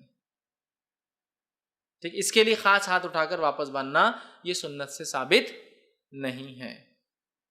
اللہ اکبر کہنا بھی سنت سے ثابت نہیں ہے، ہاتھ اٹھانا بھی ثابت نہیں ہے. تو آپ سورہ فاتحہ پڑھی اور سمجھو 3 رکعت میں آپ سورہ اخلاص پڑھ رہے، سمجھے آخری سورہ اخلاص پڑھی، اور اس کے بعد آپ اللہم اہدینی فیمن ہدیت، اور وہ دعا آپ اس کے بعد شروع کر دیں گے پڑھنا. یہ ایک طریقہ. دوسرا طریقہ آپ تیسرے رکعت میں کھڑے ہوئے، سورہ فاتحہ ضمیر سورہ ملایا، اللہ اکبر کہہ کے رکوع میں گئے، رکوع سے اٹھا سمیع اللہ لمن حمیدہ ربنا لک الحمد حمدا کثیرا طیبا مبارکا فی اللہم دینی فی من ہدیت وعافینی فی من عافیت اب آپ یہاں سے وہ دعا شروع کر دیں گے، اور اس کے بعد پھر دعا ہونے کے بعد سیدھا سجدے میں چلے جائیں گے۔ تو یہ دعا دو جگہ کی جا سکتی ہے، قیام میں اور رکوع کے بعد۔ اس میں افضل قیام میں کرنا ہے، اس میں افضل قیام میں کرنا ہے، گو رکوع کے بعد بھی کی جا سکتی۔ امام بخاری نے ایک باب ہی باندھ دیا اپنی کتاب میں کہ قنوت، وتر میں قنوت رکوع سے پہلے اور رکوع کے بعد، مطلب قیام میں اور رکوع کے بعد دونوں ہی درست ہے، لیکن افضل کیا ہے؟ قیام میں کر لے آپ، یہ زیادہ افضل ہے۔ اس لیے کہ نبی اکرم صلی اللہ علیہ وسلم نے فرمایا، حدیث جو ہے نسائی کی اور ابن ماجہ کی ہے، ابی بن کعب رضی اللہ عنہ فرماتے ہیں، کہتے ہیں نبی اکرم صلی اللہ علیہ وسلم رکوع جانے سے پہلے دعائے قنوت پڑھا کرتے تھے، رکوع میں جانے سے پہلے دعائے قنوت پڑھا کرتے تھے۔ تو اس سے میں کہہ رہا ہوں رکوع سے پہلے پڑھ لینا یہ افضل ہے۔ اب اس میں کیا اس میں ہاتھ اٹھایا جائے؟ تو ہاں، آپ اس میں چاہے تو ہاتھ باندھ کر بھی کر سکتے ہیں قنوت، اور ہاتھ اٹھا کر، چونکہ دعا میں ہاتھ اٹھانا یہ سنت، یہ ادب ہے، تو آپ ہاتھ اٹھا کے بھی کر سکتے ہیں، لیکن ہاتھ اٹھانے کے بعد چہرے پر ہاتھ پھیر کر پھر رکوع میں جانا یہ درست نہیں ہے، اس لیے کہ کسی بھی دعا کے بعد چہرے پر ہاتھ پھیرنے والی روایت ابو داؤد کی ضعیف ہے۔ تو آپ کو عام دعا میں بھی بہت سے لوگ دعا پڑھ کے ہاتھ پھیرتے ہیں، نہیں، درست ثابت نہیں سنت سے۔ دعا پڑھیے اور چھوڑ دیجیے، دعا ہو چھوڑ دیجیے، بہت سے لوگ ہاتھ پھیرتے ہیں۔ تو اسی طرح دعا میں چونکہ ہاتھ اٹھائے جا سکتے ہیں، تو ابو داؤد کی روایت کی مطلب آپ رات میں بھی ہاتھ اٹھا سکتے ہیں، وتر کے اندر دعا جب کر رہے ہیں آپ سمجھ لیجیے آپ نے قیام کیا، سورہ فاتحہ اور سورہ اخلاص پڑھ لی، اس کے بعد اللہم اہدنی فیمن ہدیت وہ پڑھ لیا، اور پھر سیدھا رکوع میں آپ چلے گئے۔ ہاتھ پھیرنے والی روایت ضعیف ہے، عام حالت میں مت پھیری اور نماز میں بھی مت پھیری ہاتھ کو، ٹھیک ہے؟ آپ نے ہاتھ چھوڑ دیا، آپ رکوع میں چلے گئے۔ تو یہ تھے قنوت پہلے اور قنوت بعد میں، دونوں بھی ہو سکتا ہے، افضل پہلے ہے لیکن بعد میں بھی پڑھا جا سکتا ہے۔ اسی طرح جو ہے قنوت کے اندر جو ہے کون سی دعائیں پڑھی جائے، ٹھیک ہے؟ دعائیں قنوت میں جو ہے مطلب اس میں کون سی دعائیں پڑھی جائے، تو یاد رکھیے عموماً جو ہمارے پاس جو دعا چلتی ہے وہ قنوت کے لیے، وہ دعا اس طرح سے ہم لوگ پڑھتے ہیں، اللہم انا نستعینک ونستغفرک، وہ دعا ایک کامن ہے، لیکن جو سنت سے جو زیادہ قریب اور جو ثابت دعا ہے وہ یہ والی دعا ہے جو پڑھنی چاہیے، وہ اللہم اہدنی فیمن ہدیت وعافینی فیمن عافیت۔ انشاءاللہ عزیز جو لوگ نیٹ پر اس کو دیکھیں گے، دعا آپ کے ویڈیو کے اندر جو ہے بیک گراؤنڈ میں آ جائیں گی، آپ اس پہ سے دیکھ کر یاد کر سکتے ہیں، ٹھیک۔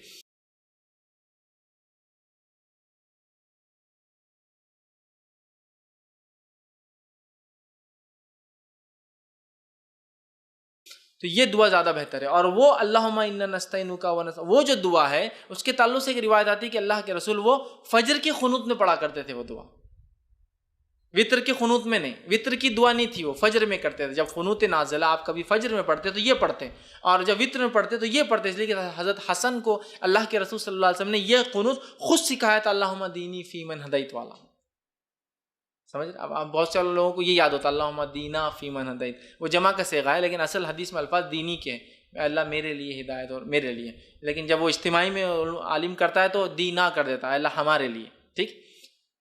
لیکن اصل کے حدیث کے الفاظ تو دینی والا ہی ہے، پورا سنگولر ہی ہے وہ دعا، پلورل میں نہیں ہے وہ دعا جو سکھائی گئی، ٹھیک ہے۔ تو یہ دعا جو ہے زیادہ بہتر یہ ہے انشاءاللہ۔ اور بہت سارے علماء نے یہ بھی کہا کہ اللہم اہدنی فیمن ہدیت بھی کوئی چاہے تو پڑھ لے، اللہم انا نستعینک یہ دعا بھی چاہے تو پڑھ لے، دونوں ملا کے پڑھ لے، کوئی مسئلہ نہیں، سمجھ رہے بات کو؟ یہ بھی پڑھ لے یہ بھی پڑھ لے، دونوں میں کوئی مسئلہ نہیں۔ لیکن زیادہ جو بات پتہ چلتی ہے محدثین کے اقوال سے وہ یہ ہے کہ آپ سب وطر میں یہ پڑھتے تھے، اور فجر کی قنوت نازلہ میں یہ والی اللہم انا نستعینک ونستغفرک یہ دعا جو ہے فجر کی قنوت میں پڑھا کرتے تھے۔ لیکن اگر کوئی پڑھنا چاہے تو دونوں بھی ملا کر پڑھ سکتا ہے، ٹھیک ہے۔ تو میں سمجھتا ہوں دعا کی بھی وضاحت ہو گئی، ایکسٹرا فائدین اس کے اندر نہیں ہے، آپ کو صرف ڈائریکٹ آپ نے کیا دعا کر لینا، ایسا کیجئے، یا مطلب ہاتھ کھول کے کیجئے، ہاتھ باندھے ہوئے میں کیجئے، رکوع سے پہلے مطلب قیام میں کر لیجئے، رکوع کے بعد آپ دعا کیجئے، ساری چیزیں بہرحال ثابت ہے۔ اور دونوں بھی قنوت میں نے آپ کے سامنے رکھ دی، قنوت چونکہ دعا ہے، دعا ہاتھ اٹھائی جا سکتی ہے، اور یہ قنوت زیادہ قریب ہے سنت سے، لیکن یہ بات بھی پتہ چلتی ہے کہ آپ نے فجر میں وہ پڑھا، لیکن کچھ علماء لکھتے ہیں دونوں بھی درست ہے پڑھ لینے میں انشاءاللہ، کیوں حرج نہیں، اس لیے کہ یہ قنوت ہے، اور قنوت ہے، دعا ہے، آپ کبھی بھی پڑھ سکتے ہیں، تو لہٰذا وہ کہتے ہیں دونوں پڑھ لو، کوئی مسئلہ نہیں انشاءاللہ، ٹھیک ہے۔ تو یہ تھا اس کا طریقہ اور دعا۔ اب اسی طرح جو ہے دعائے قنوت ہمیشہ مانگنا ضروری نہیں ہے، کوئی اس کا پارٹ نہیں ہے، آپ کر سکتے تو کیجئے، نہ بھی کرنے سے انشاءاللہ عزیز کوئی فرق نہیں ہوتا ہے۔ اب اسی طرح جو ہے یہ تھا وطر کی رکعتیں، اس کا طریقہ، اس کی اہمیت اور اس کے تعلق سے کچھ باتیں، ہو سکتا ہے کچھ باتیں بچ گئی ہو تو سوال جواب میں انشاءاللہ میں اس کو کور کروں گا۔ اب آئیے تہجد کی طرف تھوڑا سا، تہجد کے تعلق سے کچھ باتیں دیکھ لیتے ہیں۔ سب سے پہلے تہجد کی فضائل میں دیکھیے قرآنی آیت بھی اور احادیث بھی موجود ہے، اتنا وقت نہیں کہ میں تمام چیزیں لوں، مختصر رکھتا ہوں آپ کے سامنے۔ سب سے پہلی چیز تو اللہ رب العزت سورہ بنی اسرائیل، یہ سورہ اسراء سورہ نمبر 17 آیت نمبر جو ہے 79 کے اندر فرماتا ہے، 79 کے اندر فرماتا ہے اور کہتا ہے وَمِنَ اللَّيْلِ فَتَهَجَّدْ بِهِ نَافِلَةً لَكَ، اللہ فرماتا ہے اور کہتا ہے اور رات کو تہجد پڑھو، یہ آپ صلی اللہ علیہ وسلم کے لیے نفل ہے، آپ اے نبی رات میں تہجد پڑھا کرو، یہ آپ کے لیے نفل ہے۔ عَسَىٰ أَن يَبْعَثَكَ رَبُّكَ مَقَامًا مَحْمُودًا، ہو سکتا ہے اللہ اس کے ذریعے آپ کو مقام محمود پر پہنچا دے، ٹھیک ہے۔ تو اس لیے کہ قرآن سے پتہ چلتا ہے کہ تہجد کا ذکر قرآن میں اور اس کی بڑی اہمیت ہے، اس کو پڑھنا چاہیے۔ اسی طرح دوسرے مقام پر سورہ بنی اسرائیل میں اللہ نے آگے فرمایا کہا بے شک اللہ سے ڈرنے والے متقی لوگ باغوں اور چشموں میں ہوں گے، وہاں ان نعمتوں کو پائیں گے جو ان کا رب انہیں دے گا، بے شک وہ اس سے پہلے نیکوکار تھے، وہ راتوں کو بہت کم سوتے تھے اور بوقت سحر اللہ تعالیٰ سے بخشش طلب کرتے تھے۔ رات کو اٹھ کر، مومنوں کی صفت ہے رات کو اٹھ کر اپنے رب سے بخشش طلب کرتے تھے، اس لیے کہ رات کا آخری پہر وہ پہر ہوتا ہے جس میں اللہ رب العزت آسمانی دنیا پہ نزول کرتا ہے اور ایک ندا اور آواز لگائی جاتی ہے۔ یہ صرف رمضان کے لیے خاص نہیں ہے، سارے سال ہوتا ہے کوئی مغفرت کا طلب کرنے والا میں معاف کرنے والا ہوں، ہے کوئی مانگنے والا میں دینے بیٹھا ہوں۔ صحیح مسلم کی روایت ہے، بہت سی بار یہ رمضان میں لوگ پیش کرتے ہیں روز کی، اور بہت سی بار یہ روایت کو لوگ شب برات کے لیے پیش کرتے ہیں، یہ روز کی ہے۔ روز اللہ آسمانی دنیا پہ فرسٹ جس کو کہیں گے اسکائی پر آتا ہے اور ایک ندا آواز لگائی جاتی ہے کوئی مانگنے والا تو میں دینے بیٹھا ہوں۔ سمجھ رہے بات؟ تو بہرحال اس کا تذکرہ قرآن میں بھی ہے، احادیث کے اندر جو ہے صحیح مسلم کی روایت میں آتا ہے نبی اکرم صلی اللہ علیہ وسلم کے تعلق سے کہ جو ہے نبی اکرم صلی اللہ علیہ وسلم سے پوچھا گیا کہ فرض نماز کے بعد کون سی نماز سب سے افضل ہے؟ نبی اکرم صلی اللہ علیہ وسلم کسی نے سوال کیا فرض نماز کے علاوہ سب سے افضل نماز کون سی ہے؟ اس کا مطلب دوسرے الفاظ میں نفل عبادتوں میں سب سے افضل عبادت کون سی ہے؟ فرض نماز کے بعد سب سے افضل عبادت مطلب کیا ہوا؟ نفل نمازوں میں سب سے افضل نماز۔ تو آپ نے فرمایا اور کہا آدھی رات کے بعد نماز یعنی تہجد، آدھی رات کے بعد پڑھی جانے والی نماز کا پڑھنا یہ سب سے افضل عبادت ہے فرض نمازوں کے بعد۔ تو اگر فرض کے علاوہ کوئی انسان کچھ کرنا چاہتا ہے سب سے افضل کام تو وہ کیا کرے؟ تہجد کا اہتمام کرے، تہجد کا اہتمام کرے۔ یاد رکھیے بڑی اہم بات ہے اور ہمیں چاہیے کہ ہم کوشش کریں ہم لوگ تہجد کا بالخصوص اہتمام کریں۔ تو اس حدیث سے پتہ چلا سب سے افضل نماز نہ فرض کے بعد سب سے افضل نماز نفل میں یا سب سے افضل عبادت نفل عبادتوں میں کون سی ہے؟ تہجد کا ادا کرنا۔ اور اس تہجد کے بعد یہ پڑھا جاتا ہے کیا؟ وطر، جو میں نے پہلے لے چکے ہیں، ہم لوگ پہلے پڑھ لیتے وطر عشاء کے بعد، عام طور سے تہجد نہیں پڑھتے لوگ، یہاں بس عشاء کی بات کا اس لیے اس کو پہلے رکھا حالانکہ وہ اس کے بعد آتی۔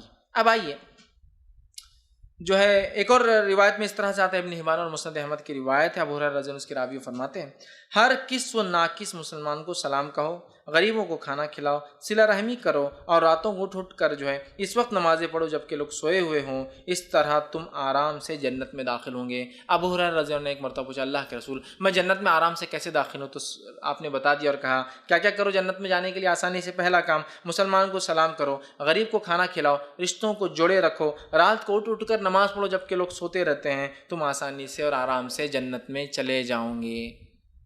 تو آسانی سے اور جنت میں جانے کے راستوں میں سے ایک راستہ تہجد کا پڑھنا ہے، کھانے کا کھلانا ہے، لوگوں سے رشتہ دار تعلقات قائم کرنا ہے، اور کس اور ناکس جس کو بھی کسی کو بھی سلام۔ اور یہاں الفاظ دیکھیے ہر کس و ناکس، بڑی اہم چیز، مطلب ہر کسی کو، ہم بس کیا ہوتا ہے سلام کرتے ہیں اسٹیٹس کے حساب سے، بہت مالدار ہے تو سلام، غریب نوکر اپنے پاس روز کام کو آتی اس کو کیا سلام کریں گے؟ کس اور ناکس مطلب اس کی دنیاوی اعتبار سے ویلیو ہو یا نہ ہو لیکن آپ نے سلام کرنا چاہیے، سمجھ رہے ہیں بات؟ بہرحال سلام کرو اور رشتوں کو قائم رکھو، غریبوں کو کھانا کھلاؤ اور ہاتھوں کو اٹھ کے نماز پڑھو، مطلب تہجد پڑھو جب سب سوتے ہیں، مطلب آخر وقت میں افضل ہے یہ ٹائم، تو تم جو ہے جنت میں چلے جاؤں گے۔ اب تہجد کے وقت کے تعلق سے ہم کچھ باتیں دیکھتے ہیں۔ تہجد کا وقت اور اس کی رکعتیں۔ تہجد کا وقت عشاء کے بعد سے لے کر فجر کے پہلے تک، سیم جو وتر کا ٹائم ہے۔ تہجد کا وقت عشاء کے بعد سے لے کر فجر کے پہلے تک، تو گویا آپ عشاء کے بعد بھی پڑھ سکتے ہیں تہجد اور فجر سے پہلے تک پڑھ سکتے ہیں، کبھی بھی جیسا وتر پڑھ سکتے ہیں، ٹھیک ہے۔ اب کتنی رکعتیں پڑھیں؟ تو اس کی رکعتیں یاد رکھیے، دو دو کر کے، کم از کم 2 اور زیادہ سے زیادہ 8 رکعت، اور یہ رکعتیں 2 کر کے ہی ہوں گی، 2 کے بعد سلام، 2 کے بعد سلام، 2 کے بعد سلام، 2 کے بعد سلام، ٹھیک۔ تو اگر آپ کو 2 پڑھنا ہے تو 2 ہو گئی، 4 پڑھنا ہے تو 2 کر کے مطلب 2 سلام ہوں گے، 6 پڑھنا ہے تو 3 سلام، اور 8 پڑھنا ہے تو 4 سلام سے 8 رکعتیں، 2 کے بعد سلام پھیریں گے۔ یہ اس کی رکعتیں، کم از کم 2، زیادہ سے زیادہ آپ جو ہے 8 رکعتیں اس کی پڑھ سکتے ہیں، ٹھیک۔ اب جو ہے یہ کب پڑھ سکتے ہیں، تو اس کے تعلق سے میں نے جو آپ سے کہا یہ کبھی بھی پڑھ سکتے ہیں، اس تعلق سے ایک روایت آتی ہے، یہ روایت جو ہے صحیح بخاری اور صحیح مسلم کی ہے، نبی اکرم صلی اللہ علیہ وسلم کے تعلق سے آتا ہے، اور روایت میں آتا ہے رات کے جس حصے میں تم چاہو نبی اکرم صلی اللہ علیہ وسلم کو نماز پڑھتے ہوئے دیکھ سکتے ہو، اور جس حصے میں چاہو آپ کو سوتے ہوئے دیکھ سکتے ہو۔ مطلب آپ صلی اللہ علیہ وسلم اس نماز کو رات کے کسی بھی حصے میں پڑھتے ہیں۔ صحابی کہتے ہیں کبھی ہم کو آپ پڑھتے ہوئے دکھتے، کبھی نہیں دکھتے، کبھی عشاء کے بعد دکھتے، کبھی بیچ میں دکھتے، کبھی آخری رات میں دکھتے، جس حصے میں چاہو آپ نماز پڑھتے ہوئے دکھتے ہیں، جس حصے میں چاہو آپ سوتے ہوئے دکھتے ہیں۔ مطلب کبھی ایک وقت نماز پڑھتے ہیں ایک حصے میں، دوسرے دن اس حصے میں نہیں پڑھتے، کبھی اور پڑھتے ہیں۔ تو ایک بار آج سمجھ لیجیے مثال فار ایگزامپل 1 بجے آپ جاگتے ہوئے دکھ رہے ہیں، تو کل 1 بجے جاگتے ہوئے نہیں دکھیں گے آپ۔ تو ایک حصے میں دیکھو تو نماز پڑھتے ہیں، ایک حصے میں دیکھو تو آپ نماز نہیں پڑھتے ہیں۔ مطلب آپ صلی اللہ علیہ وسلم عشاء کے بعد سے لے کر فجر تک اس کو پڑھا کرتے ہیں۔ اسی طرح صحیح بخاری کی روایت میں عائشہ فرماتی ہے اور کہتی ہیں کہ آپ صلی اللہ علیہ وسلم اس وقت قیام فرماتے ہیں جب مرغ کی آواز سنتے ہیں۔ مطلب نبی اکرم صلی اللہ علیہ وسلم اس کو ہر وقت پڑھتے، لیکن خاص طور سے کب پڑھتے؟ رات کا تیسرا پہر۔ اور مرغ یاد رکھیے رات میں لاز بالکل سحر کے وقت آواز دیتا ہے، اور آپ صلی اللہ علیہ وسلم کی حدیث ہے جب مرغ بانگ دے تو اسے برا مت کہو، اس لیے کہ وہ تو فرشتوں کو دیکھ کر بانگ دیتا ہے، لہٰذا جب مرغ بانگ دے تو اللہ سے دعا کرو، اس لیے کہ اس وقت فرشتے حاضر ہوتے ہیں۔ اور مرغ یاد رکھیے کبھی بھی، وہ شروعات میں تو کبھی بھی دیتا ہے وہ، لیکن جب سیکھ لیتا ہے تو وہ آپ دیکھیں گے رات میں 3 بجے سے یا کم از کم وہ سحر کے وقت شروع کرتا ہے تو فجر کے پہلے تک دیتا ہے۔ وہ شروع ہوتا رہے کیا مرغا بانگ دیتے کہ بور کر رہا ہے نا، وہ بور نہیں کر رہا، وہ آپ کو اشارہ کر رہا ہے کہ اب فرشتے آنے کا وقت ہے، فرشتے آ رہے ہیں، دیکھو آ رہے ہیں، اعلان ہو رہا ہے، اب جا رہے ہیں نا۔ جیسا کوئی بڑا منسٹر ہے آپ کے گھر اور آپ کو کسی نے بلایا نا گھر پہ، کتاب کو برا لیں گا، میرے کو نہیں بلایا، ربا نے دیکھو مل لی خود ہی منسٹر صاحب سے اور فلاں ہو گیا، تو فرشتے حاضر ہوتے ہیں نا، ان کی حاضری کا وقت ہے، تو مرغ تو اعلان کر رہا ہے بھائی آ جائیے، الارم ہے، اٹھ کے فائدہ اٹھا لیجیے۔ تو بہرحال اس کو برا مت کہو، فرشتوں کو دیکھ کر بانگ لگاتا ہے، ٹھیک ہے۔ بہرحال تو آپ صلی اللہ خاص طور سے آخر وقت میں پڑھتے تھے، لیکن پڑھا کبھی بھی جا سکتا ہے، ٹھیک ہے۔ اور آخر وقت میں کیوں پڑھنا چاہیے اس کو افضل میں نے کیوں کہا؟ آئیے اس تعلق سے صحیح ستہ کی ہر کتاب میں، بخاری، مسلم، ابو داؤد، نسائی، سنن ابن ماجہ، ترمذی، سب میں آتی ہے روایت، حدیث کے الفاظ ہیں جب رات کا تہائی حصہ باقی رہ جاتا ہے، 1/3، اس لیے میں نے کہا تہائی، تیسرا حصہ، تہائی حصہ باقی رہ جاتا ہے، تو جو ہمارا بزرگ اور برتر پروردگار اللہ تعالیٰ آسمانی دنیا یعنی پہلے آسمان پر اترتا ہے اور کہتا ہے، ایک ندا لگائی جاتی ہے، کوئی مجھ سے دعا کرنے والا ہے میں اس کی دعا قبول کروں گا، کوئی سوال کرنے والا ہے میں اس کا سوال پورا کروں گا، کوئی ہے جو بخشش چاہتا ہے میں اس کو بخش دوں گا، ٹھیک ہے۔ یہ آواز لگائی جاتی ہے، اور یہ آواز ہر روز رات کے تیسرے پہر ندا اور آواز لگائی جاتی ہے۔ سبحان اللہ، یہ کوئی شب برات کے لیے خاص نہیں ہے، اور یہ کوئی رمضان کے لیے خاص نہیں، ایوری نائٹ، ہر رات ہم اللہ سے دعا کر کے منوا سکتے ہیں اپنے رب کو، اس لیے کہ اللہ ہم سے بہت قریب ہوتا ہے، پہلے آسمان پہ ہوتا ہے، اور آواز لگاتا ہے بھائی میں خاص سننے آیا ہوں، بتاؤ ہے کوئی مانگنے والا؟ تو یہ بہت خاص وقت ہے، اور میں نے دیکھا ہے بہت سارے لوگوں نے اس کا تجزیہ کیا ہے، ان اوقات میں مانگی گئی دعا کبھی رد نہیں ہوتی، چونکہ اسپیشلی آدمی اٹھ کر یہ دعا کرتا ہے، اور اللہ نہیں ہونے والے کام بھی لوگوں کے، بہت سارے لوگ بولتے ہیں دعا کب کرنا، ہم نے افضل وقت کیا ہے؟ تو میں کہتا ہوں رات کے تیسرے پہر اٹھیے، تہجد کی نماز پڑھیے، وتر قائم کیجیے، اور پھر اپنے رب سے خوب دعائیں کیجیے۔ سب سے بہترین وقت ہے اللہ کو سنانے کا، اس لیے کہ اللہ خود اس وقت کہتا ہے کوئی مجھ سے مانگنے والا میں دینے بیٹھا ہوں، ہے کوئی سوالی میں اس کے سوال کو پورا کروں گا، ہے کوئی مغفرت کا طلب کرنے والا آج مغفرت کر دوں گا۔ تو ایوری ڈے ہمارے لیے مغفرت کا دن ہو سکتا ہے اگر ہم فائدہ اٹھانا چاہیں تو۔ اسی طرح جو ہے نسائی کی روایت ہے، سنن نسائی کی مستدرک حاکم کی ہے کہ نبی اکرم صلی اللہ علیہ وسلم فرماتے ہیں کہ رات کے آخری حصے میں بندہ اپنے رب کے سب سے زیادہ قریب ہوتا ہے۔ کیوں سب سے زیادہ قریب ہوتا ہے؟ اس لیے کہ ان کا رب پہلے آسمان پہ آ جاتا ہے، تو بندہ سب سے قریب ہے۔ ویسے تو بندہ ہمیشہ اللہ سے قریب ہے، اس کا رب اسے سنتا ہے، لیکن یہ اور قربت کا وجہ ہے کہ اللہ رب العزت پہلے آسمان پہ آ جاتا ہے نا، قربت اور نزدیک ہو جاتی ہے، اس لیے خوب مانگنا چاہیے۔ صحیح بخاری اور صحیح مسلم کی روایت آپ نے فرمایا کہا اللہ تعالیٰ کو سب سے محبوب نماز داؤد علیہ السلام کی نماز ہے۔ آگے ان کی نماز کی کیفیت بیان کرتے فرماتے اور کہتے ہیں وہ رات کے نصف حصے سوتے، ہاف پارٹ جو ہے سوتے، سوتے تھے، اور تہائی رات نماز پڑھتے تھے، 1/3 نماز پڑھتے تھے، ہاف سوتے تھے، 1/3 جو ہے مطلب ہاف مطلب 50% سوتے تھے، 33% نماز میں ڈالتے تھے جو فرماتے ہیں، اور تہائی رات نماز پڑھتے تھے، اور پھر رات کا چھٹا حصہ پھر سوتے تھے، اور اس کے بعد پھر 6th پارٹ سوتے بھی تھے، اس کا مطلب پہلے اٹھے سوئے ہاف پارٹ، پھر اٹھے پھر نماز قائم کی اور پھر سو جاتے تھے۔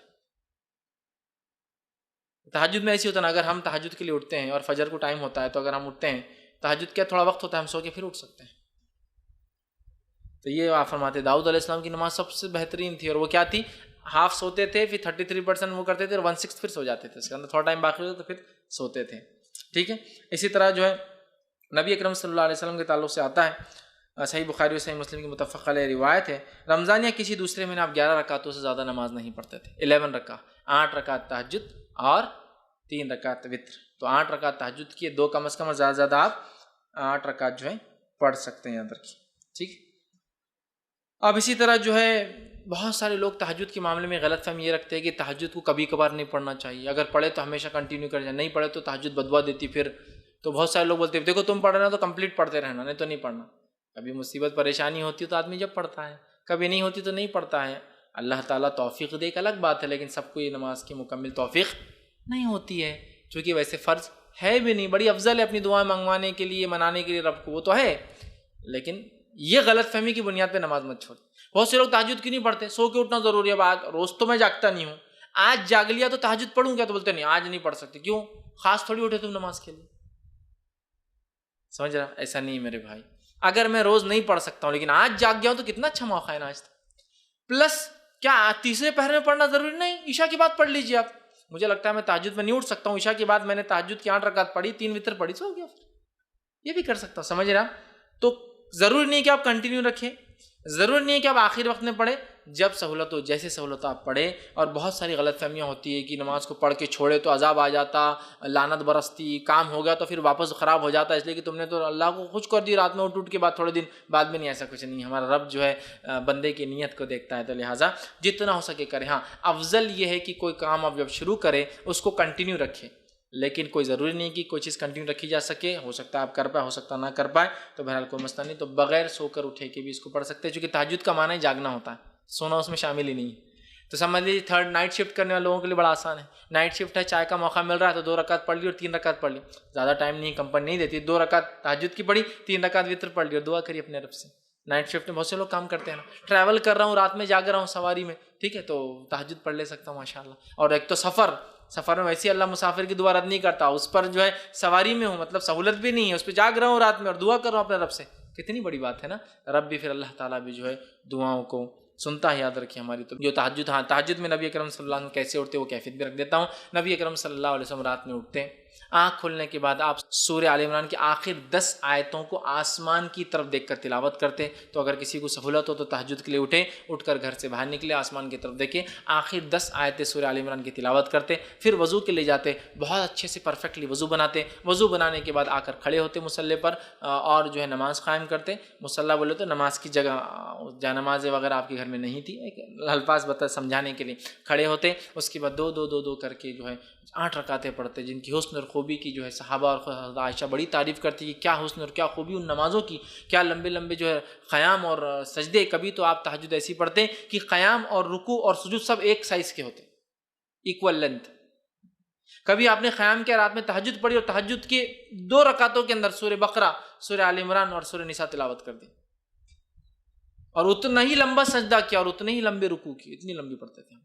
تو بہرحال حسن اور خوبی سے پڑھتے 2 کر کے، اس کے بعد 3 پڑھتے، اور پھر فجر کی اذان ہوتی تو فجر کی 2 پڑھ کر پھر فجر کے لیے باہر جاتے، اور آخر زمانے میں جب آپ صلی اللہ علیہ وسلم کی وفات کا وقت آیا تب آپ تہجد کو آخر وقت میں ہی پڑھا کرتے تھے، last part of the night ہی پڑھا کرتے تھے، ٹھیک ہے۔ تو ہمیں کوشش کرنا چاہیے ہم بھی رات میں اٹھیں، آنکھوں کو ملے، آسمان کی طرف دیکھ کر، آخر اب آسمان کی سہولت ہو تو ضروری نہیں ہے تو آپ ڈھونڈنے آسمان جائیں گے اور دکھتا نہیں کہیں، لیکن ہو تو ضرور آپ کی سنت کہ آپ نکل کے آسمان کی طرف دیکھ کر 10 آیتیں پڑھتے تھے، آخری وہ تلاوت کرے، اچھے سے پرفیکٹلی وضو کرے اور حسن اور خوبی کے ساتھ ان نمازوں کو ادا کرے، اللہ تعالیٰ اس نمازوں کے ذریعے ہماری مدد کرتا ہے، پھر اس کے بعد وتر قائم کرے اور پھر فجر کی نماز کے لیے چلے جائے۔ تو یہ چند باتیں تھیں جو میں نے وتر اور تہجد کے تعلق سے رکھی، ہو سکتا ہے کچھ باتیں بچ گئی ہو تو آپ سوال جواب کے سیشن میں کر سکتے ہیں۔ سکتے ہیں. آخر میں اپنی بات کو ختم کروں گا. اللہ رب العزت سے دعا ہے کہ اللہ سبحانہ تعالیٰ ہمیں جو ہے ان نمازوں کا خاص طور سے نفل نمازوں میں جو ہے خاص طور سے تہجد اور وطر کا جو ہے پابند بنائیں. ہم تمام کے لیے ویسے فرائض اور تمام چیزوں کو کرنا آسان کریں. ہم تمام کے لیے ہر عبادت کرنا آسان کریں اور ہمیں جو ہے اس کا شغف اور شوق ہمیں پیدا کرے. ہماری نسلوں کو جو اللہ رب العزت نمازوں پہ قائم رکھے. نہ صرف فرائض بلکہ جو ہے ہمیں موقدہ اور سنن اور نوافل کا جو ہے اہتمام کرنے والا بنائے. جب تک ہمیں زندہ رکھے اسلام اور ایمان پر زندہ رکھے. خاتمہ ہمارا ایمان پر ہو. آخر دعوانا ان الحمد للہ رب العالمین. سبحان ربک رب العزت عما یصفون وسلام علی المرسلین والحمد للہ رب العالمین.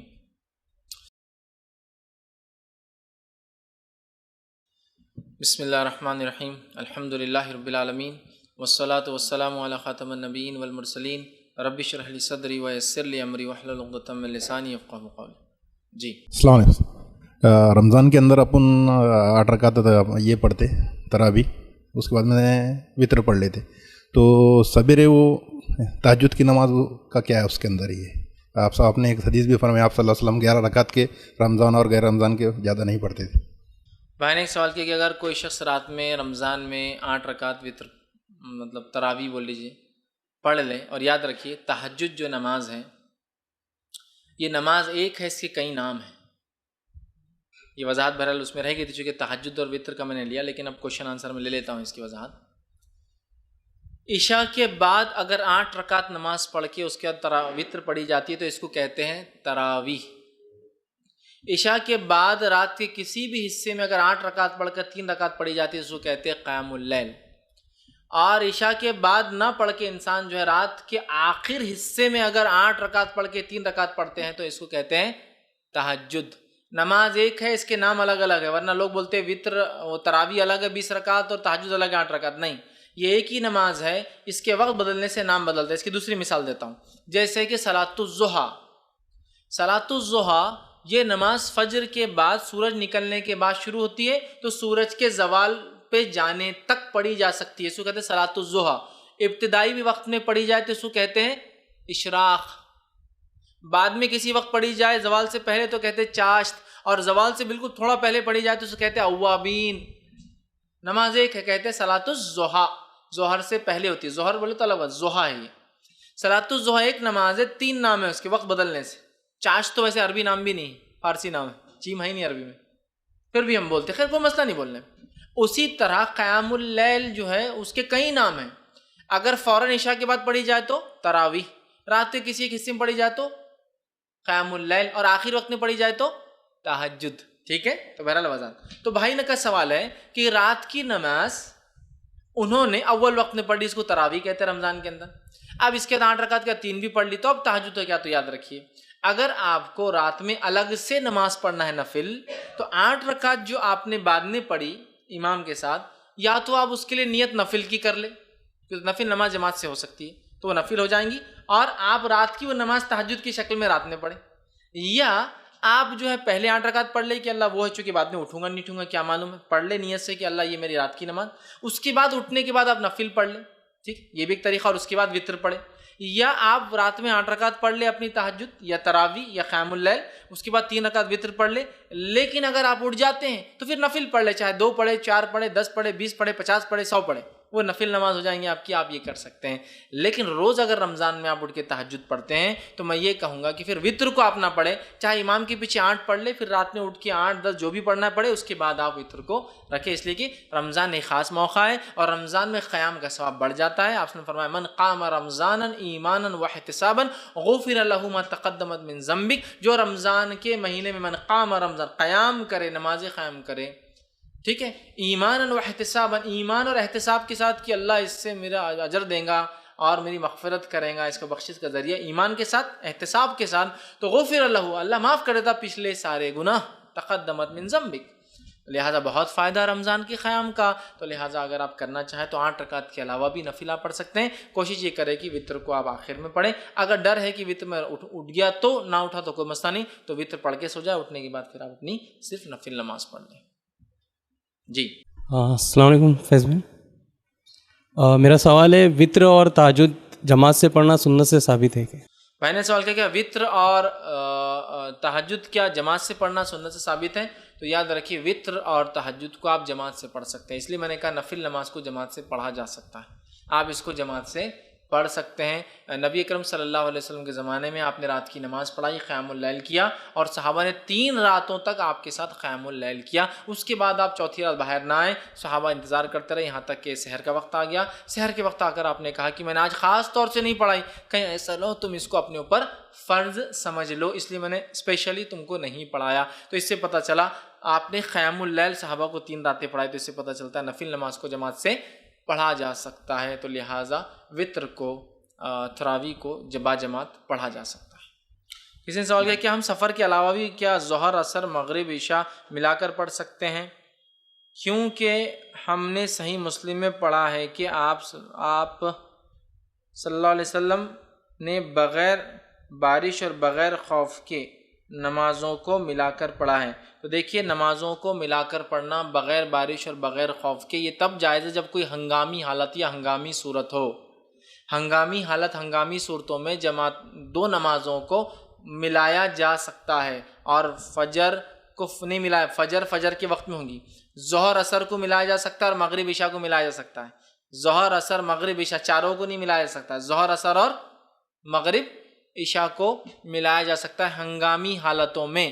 لیکن ہنگامی حالتوں میں یہ نہیں کہ گھر میں دعوت ہے، نان خلیہ بن رہا تو عورتیں پوری ہماری تیاری میں ہیں تو ہنگامی حالت ہے نا، اس سے بڑا ہنگامہ تو کیا ہو سکتا ہے عورتوں کے لیے کہ گھر میں مہمان آ رہے، کھانا ہے، لہٰذا میں ظہر عصر ملا کے پڑھ لے رہی اور مغرب عشاء، یہ نہیں ہے۔ نبی اکرم صلی اللہ علیہ وسلم نے بغیر بارش کے، بغیر کسی وجہ کے بھی کچھ نمازیں پڑھی ہے ملا کر۔ عبداللہ بن عباس رضی اللہ عنہ اس کے راوی ہے، لیکن وہ ہنگامی حالتیں، ہنگامی صورتیں تھیں۔ نبی اکرم صلی اللہ علیہ وسلم اسٹیٹ کے لیڈر تھے، آپ کو بہت ساری ذمہ داریاں ادا کرنی پڑتی تھی، جس میں آپ نے امت کو یہ بتایا کہ ہنگامی صورتوں اور حالتوں میں ایسا ہو سکتا ہے۔ ایگزامپل، مثال کے طور پر ایسا ہے کہ پانی کی سہولت ابھی ہے اور یہاں سے پھر پانی 50-100 کلومیٹر ایک دن تک نہیں ملنے والا ہے، اب ہنگامی صورت ہے، تو اگر باوضو ہو کر ہم نماز پڑھ لیں، اس سے بعد میں تیمم کرنا پڑے گا ہمیں، تو کوئی سوچ لے، پلان کرے کہ چلو، یا پھر سفر ہونے کی وجہ سے بعد میں جگہ نہیں ملنے والی نماز کے لیے، تو پھر وہ ہنگامی صورت 2 نمازیں ملا لے مکمل، تو الگ بات ہے، اس میں خسر نہیں ہوگا، جمع ہوں گی، صرف 4 ظہر اور 4 عصر ملیں گی، خسر نہیں ہوگا، خسر تو سفر میں ہی ہوں گی ہاف، ٹھیک ہے، تو لہٰذا وہ کر سکتا ہے۔ لیکن ہنگامی حالت ہو، نہیں تو کھانا بنانا اور یہ تمام نہیں، ہاں بیمار ہو گیا کوئی اور بیٹھنا ہے اس کے پاس اور چھوڑ نہیں سکتے، نمازیں ضائع ہونے کے چانسز مکمل ہیں، پڑھی تو نہیں جا سکتی، یہ آپ کی مجبوری ہے، تو پھر کیا کریں ہم؟ ہنگامی صورت ہے۔ میں رات میں سفر میں نکلنے والا ہوں، ٹھیک ہے، میری فلائٹ ہے 9 بجے، فلائٹ کے بعد میں جب پہنچوں گا وہاں وضو کا نظم نہیں ملے گا،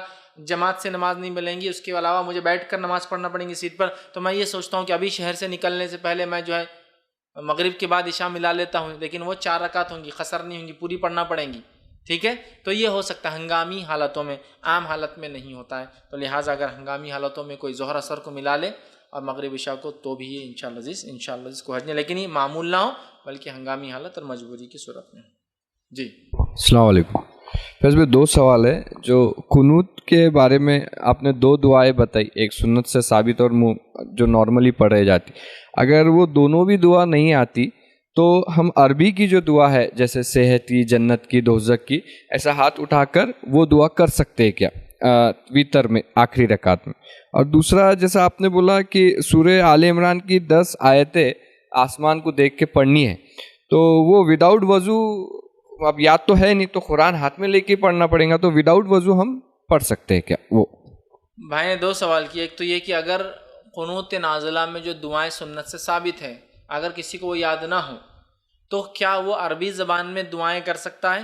تو یاد رکھیے، اگر کسی کو قنوت نازلہ کی جو ثابت شدہ سنت دعائیں ہیں یاد نہ ہوں تو وہ عربی زبان میں کوئی بھی دعا پھر کر لے انشاءاللہ عزیز کو ہے، ربنا آتنا فی الدنیا حسنۃ وفی الآخرۃ حسنۃ وقنا عذاب النار، ایک بار نہیں 3 بار پڑھ لے، اس لیے کہ نبی اکرم صلی اللہ علیہ وسلم اہم دعاؤں کو 2-2 3-3 بار دہرایا کرتے تھے، تو وہ ایسا کر سکتا ہے۔ اور ایک بات یہ بھی ہے کہ جب آپ صلی اللہ علیہ وسلم قنوت پڑھتے تو قنوت کے آخر میں یاد رکھیے، صحابہ سے عمل ثابت ہے کہ وہ صلی اللہ علیہ نبی وسلم پڑھتے تھے، نبی پر درود بھیجتے تھے آخر میں، ٹھیک ہے، تو یہ بھی آپ اس میں اضافہ کر سکتے کہ یہ پڑھنے کے بعد وہ صلی اللہ علیہ نبی وسلم کہ نبی اکرم صلی اللہ علیہ وسلم سلامتی ہو، یہ آپ کر سکتے، تو آپ عربی میں وہ کر سکتے ہیں، ٹھیک۔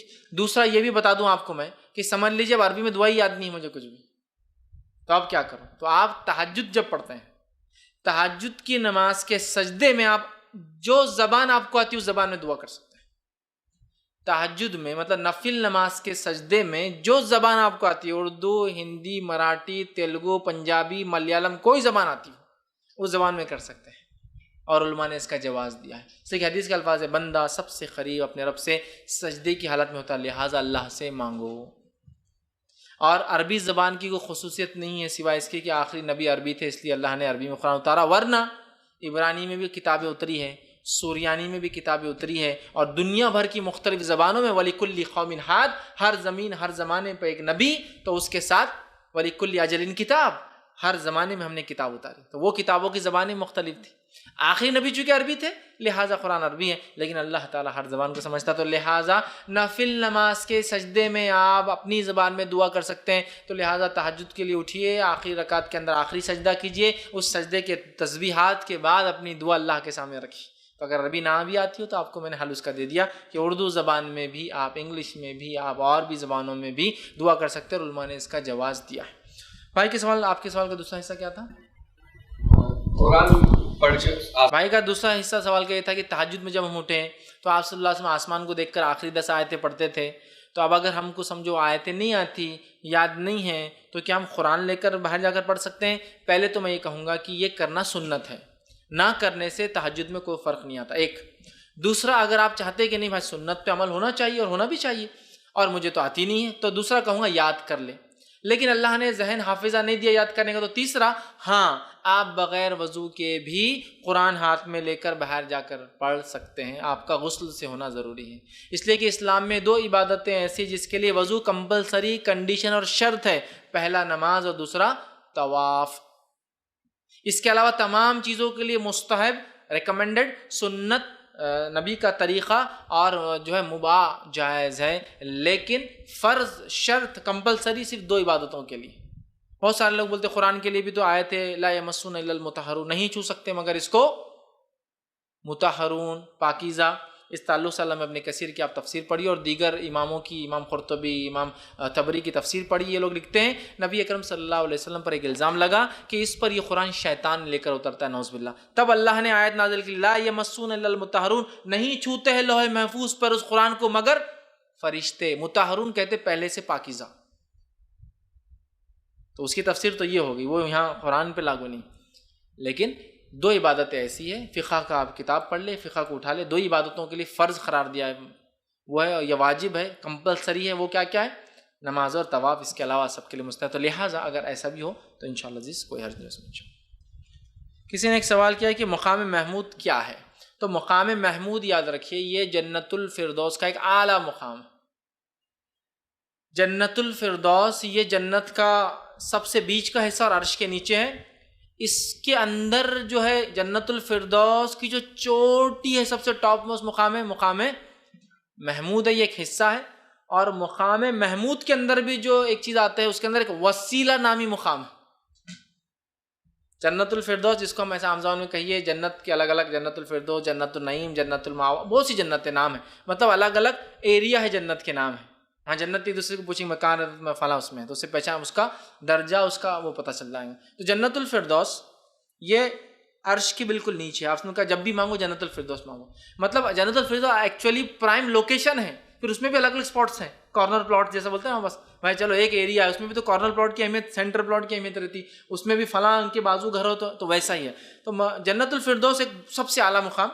اس میں مقام محمود ایک اور اعلیٰ مقام، اور اس میں ایک مقام ہے جس کو وسیلہ کہتے ہیں. اور وسیلہ کے تعلق سے آتا ہے کہ یہ مقام اس نے فرمایا یہ وسیلہ مجھے گمانے کی مجھے ہی ملے گا، صرف وہ ملیں گا. تو مقام محمود میں بھی ایک ٹاپ ایریا اس کو کہتے ہیں وسیلہ. اور یہ وسیلہ نبی اکرم صلی اللہ علیہ وسلم فرماتے ہیں جو میرے لیے وسیلہ مانگے، میرے سے وسیلہ نہیں، میرے لیے وسیلہ، جو جنت کا سب سے اعلیٰ حصہ جنت الفردوس، اس میں مقام محمود، اس میں وسیلہ مانگے، میں اس کی سفارش کروں گا، مجھ پہ واجب ہو جاتی ہے. اور یہ کب کرنا ہے؟ بولے آپ نے اذان کی دعا میں شامل ہے.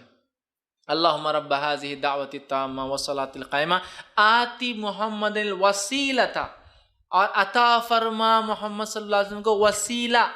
ہمیں عطا فرما محمد کا وسیلہ مانا نہیں ہے، محمد صلی اللہ علیہ وسلم کا عطا. بہت سے لوگ بولتے ہیں نا آپ کا وسیلہ تو ضروری ہے، ہم تو اذان کی بات کرتے ہیں. نہیں، وہ ہے نبی کے لیے وسیلہ مانگنا، نبی سے وسیلہ مانگنا ہی نہیں کہ اللہ عطا فرما تیرے نبی کو وسیلہ. صحابہ نے کہا اللہ کے رسول وسیلہ کیا ہے؟ تو کہا وسیلہ یہ ٹاپ موسٹ سب سے پرائم پارٹ ہے جنت کا، اور مجھے گمان ہے کہ یہ حصہ مجھے ہی ملنے والا ہے، لہٰذا اگر تم میرے لیے مانگو تو میری سفارش تم پہ قیامت دن واجب ہو جائیں۔ تو جنت الفردوس، مقام محمود، اس میں وسیلہ، ہمارے نبی وسیلہ میں رہیں گے۔ سب سے ٹاپ موسٹ جنت کا سب سے پیک، سب سے اعلیٰ مقام ہے، فردوس کا حصہ ہے، محمود کا حصہ ہے۔ تو محمودہ کا معنی بہرحال یہی ہے کہ آپ کو اللہ وہ مقام عطا فرما دیں گا۔ جی السلام علیکم۔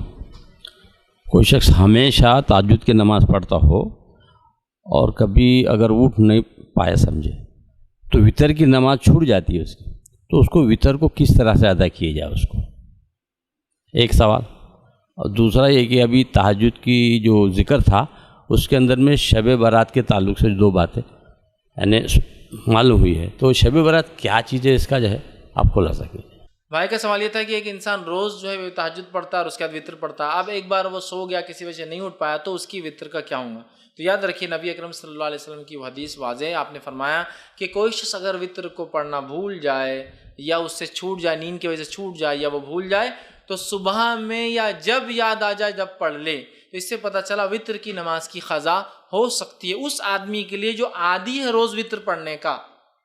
جو عادی نہیں ہے وہ تو روز اٹھ کے وطر پڑھیں گا، اس کے لیے نہیں۔ ایک آدمی روز، جیسا آپ کا سوال ہے، روز پڑھتا ہے اور اگر وہ وطر ایک دن بھول جائے، چوک جائے، نیند لگ جائے، نہ اٹھ پائے، تو وہ شخص جب بھی اٹھے، جب یاد آئے تب اس کے لیے وطر ہے اور وہ وطر کو پڑھ لے۔ جیسا دوسری نمازوں کا ہے نا، جب یاد آ جائے، بھول جائے یا سو جائے تو جب اٹھے اس کے لیے وقت ہے، ویسے ہی وطر کے لیے سمجھ لیجیے آپ فجر میں اٹھے تو آپ فجر سے پہلے اگر وقت ہے تو وضو کیجئے، وطر پڑھیے اور پھر فجر کی نماز پڑھیں۔ آپ سو گئے، فجر بھی نہیں ہوئی سمجھ لی کسی وجہ سے، اور آپ کی عادت ہے کہ آپ روز وطر پڑھتے ہیں، تو پھر فجر پڑھے آپ سورج نکلنے کے بعد اور اس کے بعد وطر بھی پڑھ لے اپنی، ٹھیک ہے؟ تو لہٰذا وطر کی نماز اگر چھوٹ جائے جو آدمی عادی ہے روز پڑھنے کا، وہ اس کی قضا بھی کر سکتا ہے۔ دوسرا سوال یہ تھا کہ شب برات کے تعلق سے میں نے درس کے بیچ میں کہا تھا اس کی کیا حقیقت ہے، اور اس کے تعلق سے تو یاد رکھیں شب برات کی کوئی حقیقت نہیں ہے، نبی اکرم صلی اللہ علیہ وسلم سے اس رات کا منانا ثابت نہیں ہے۔ اس رات کی فضیلت کے تعلق سے ایک روایت آتی ہے جو کہ حسن درجے کی جو ہے، ناصر البانی رحمہ اللہ نے اس کو حسن درجہ قرار دیا۔ وہ روایت یہ ہے کہ اللہ رب العزت اس رات لوگوں کی مغفرت کرتا ہے، مطلب اس رات کی فضیلت کی بات آتی ہے۔ 15 شعبان کو، برات کی فضیلت نہیں وہ بھی، 15 شعبان کو اللہ تعالیٰ لوگوں کی مغفرت کرتا ہے سوائے کینہ پرور مطلب دل میں بغض رکھنے والا، کینہ رکھنے والا ایسے انسان کو چھوڑ کر، اور جو دوسرے کے بارے میں برائی رکھتا ہے اس کو چھوڑ کر اللہ تمام کی مغفرت کر دیتا ہے۔ تو وہ لکھتے ہیں کہ 15 شعبان کی یہ فضیلت تو ثابت ہے کہ اس دن یہ فضیلت ہے، لیکن اس کا منانا ثابت نہیں، چونکہ کسی چیز کا فضیلت ہونا اس کے منانے کی دلیل نہیں ہوتا ہے، سمجھ رہے ہیں؟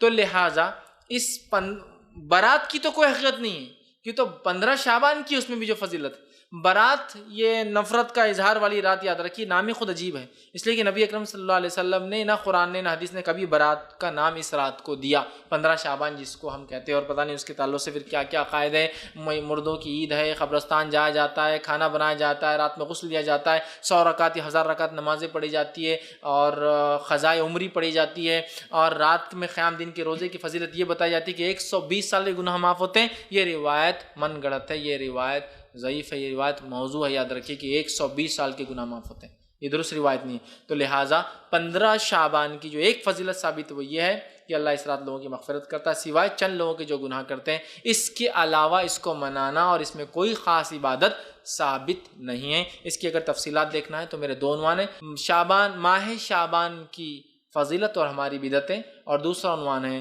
شب برات کی حقیقت اور ہماری بدعتیں۔ بہت تفصیل میں نے ان موضوعات کو جو ہے اس میں ڈسکس کیا ہے۔ کسی نے ایک سوال کیا ہے، should witr salah be prayed in even number when prayed in morning or daytime making qaza for witr salah۔ سوال یہ ہے کہ اگر کوئی وطر نماز پڑھتا ہے تو کیا وہ اس کو ایون مطلب طاق کی جگہ جفت کر دے جبکہ وہ قضا کر رہا ہے اس کی؟ تو نہیں، جب وہ وطر پڑھ رہا ہے تو وطر طاق ہی ہوتی ہے۔ وطر کا معنی ہوتا ہے آڈ عربی، واللہ وطر ویحب الوطر، اللہ is odd and loves odd, اللہ تعالیٰ طاق ہے اور طاق کو پسند کرتا ہے، طاق عادت کو، ٹھیک ہے؟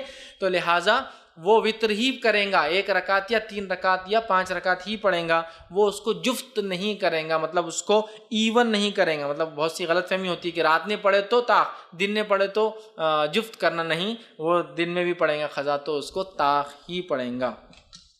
جی السلام علیکم شیخ، ہمارا سوال یہ ہے کہ اذان کے بعد کی جو دعا ہے اللہم رب حزید، تو یہ دعا ضروری ہے کہ ہر اذان کے بعد ہی پڑھیں، ایسے مطلب کسی اور وقت بھی پڑھ سکتے ہیں؟ بھائی نے سوال کیا کہ اذان کی بات کی جو دعا ہے تو کیا اذان کی بعد ہی پڑھے؟ تو یاد رکھیے اذان کے بعد جو سنت سے ثابت ہے یہ ہے کہ پہلے نبی اکرم صلی اللہ علیہ وسلم پہ درود بھیجا جائے اور اس کے بعد اللہم رب حاذی دعوت التامہ یہ دعا پڑھی جائے. اور ہاں یہ دعا اذان کے بعد کی ہی دعا ہے اور اذان کے بعد ہی کی جائے. کیونکہ آپ نے فرمایا جو اذان کے بعد یہ دعا پڑھے اور میرے لیے وسیلہ مانگے تو میری سفارش واجب ہوگی. تو لہٰذا اذان کے بعد پہلے درود بھیجنا چاہیے نبی اکرم صلی اللہ علیہ وسلم میں، درود ابراہیم سنت سے ہی ثابت ہے. اور اس کے بعد دوسرا کام کیا کرنا چاہیے؟ یہ دعا پڑھنا چاہیے جو اذان کی. آپ نے فرمایا جب مؤذن اذان دے تم اس کے الفاظ دہراؤ، جب وہ اذان ختم کرے تو تم یہ دعا پڑھو، اور جو ہے مؤذن کو جتنا اجر ملے گا مطلب اس کو اتنا ہی اجر اس دعا کو پڑھنے والے کو بھی ملے گا، مطلب بلانے والے کو جتنا اجر پڑھنے والے کو ملے گا. لہٰذا اسے پڑھنا چاہیے، اور ہاں اذان کے بعد ہی اسے خاص طور سے پڑھنا چاہیے. کسی نے ایک سوال کیا، نمبر آف رکعات ان تراویح and the timing for it, how can women pray تراویح؟ دیکھیے تراویح کا وقت عشاء کے بعد سے لے کر فجر کے پہلے تک ہے. تراویح کا وقت، وطر کا وقت عشاء کے بعد سے لے کے فجر کے پہلے تک ہے. تو عورتیں اگر تراویح پڑھنا چاہتی تو ٹائم کیا ہے ان کے پڑھنے کا؟ یہی ٹائم ہے کہ عشاء کے بعد سے لے کر فجر کے پہلے تک. کتنی رکعتیں پڑھے؟ تو تراویح کی رکعتیں، قیام اللیل کی رکعتیں اور تہجد کی رکعتیں ایک ہی ہے.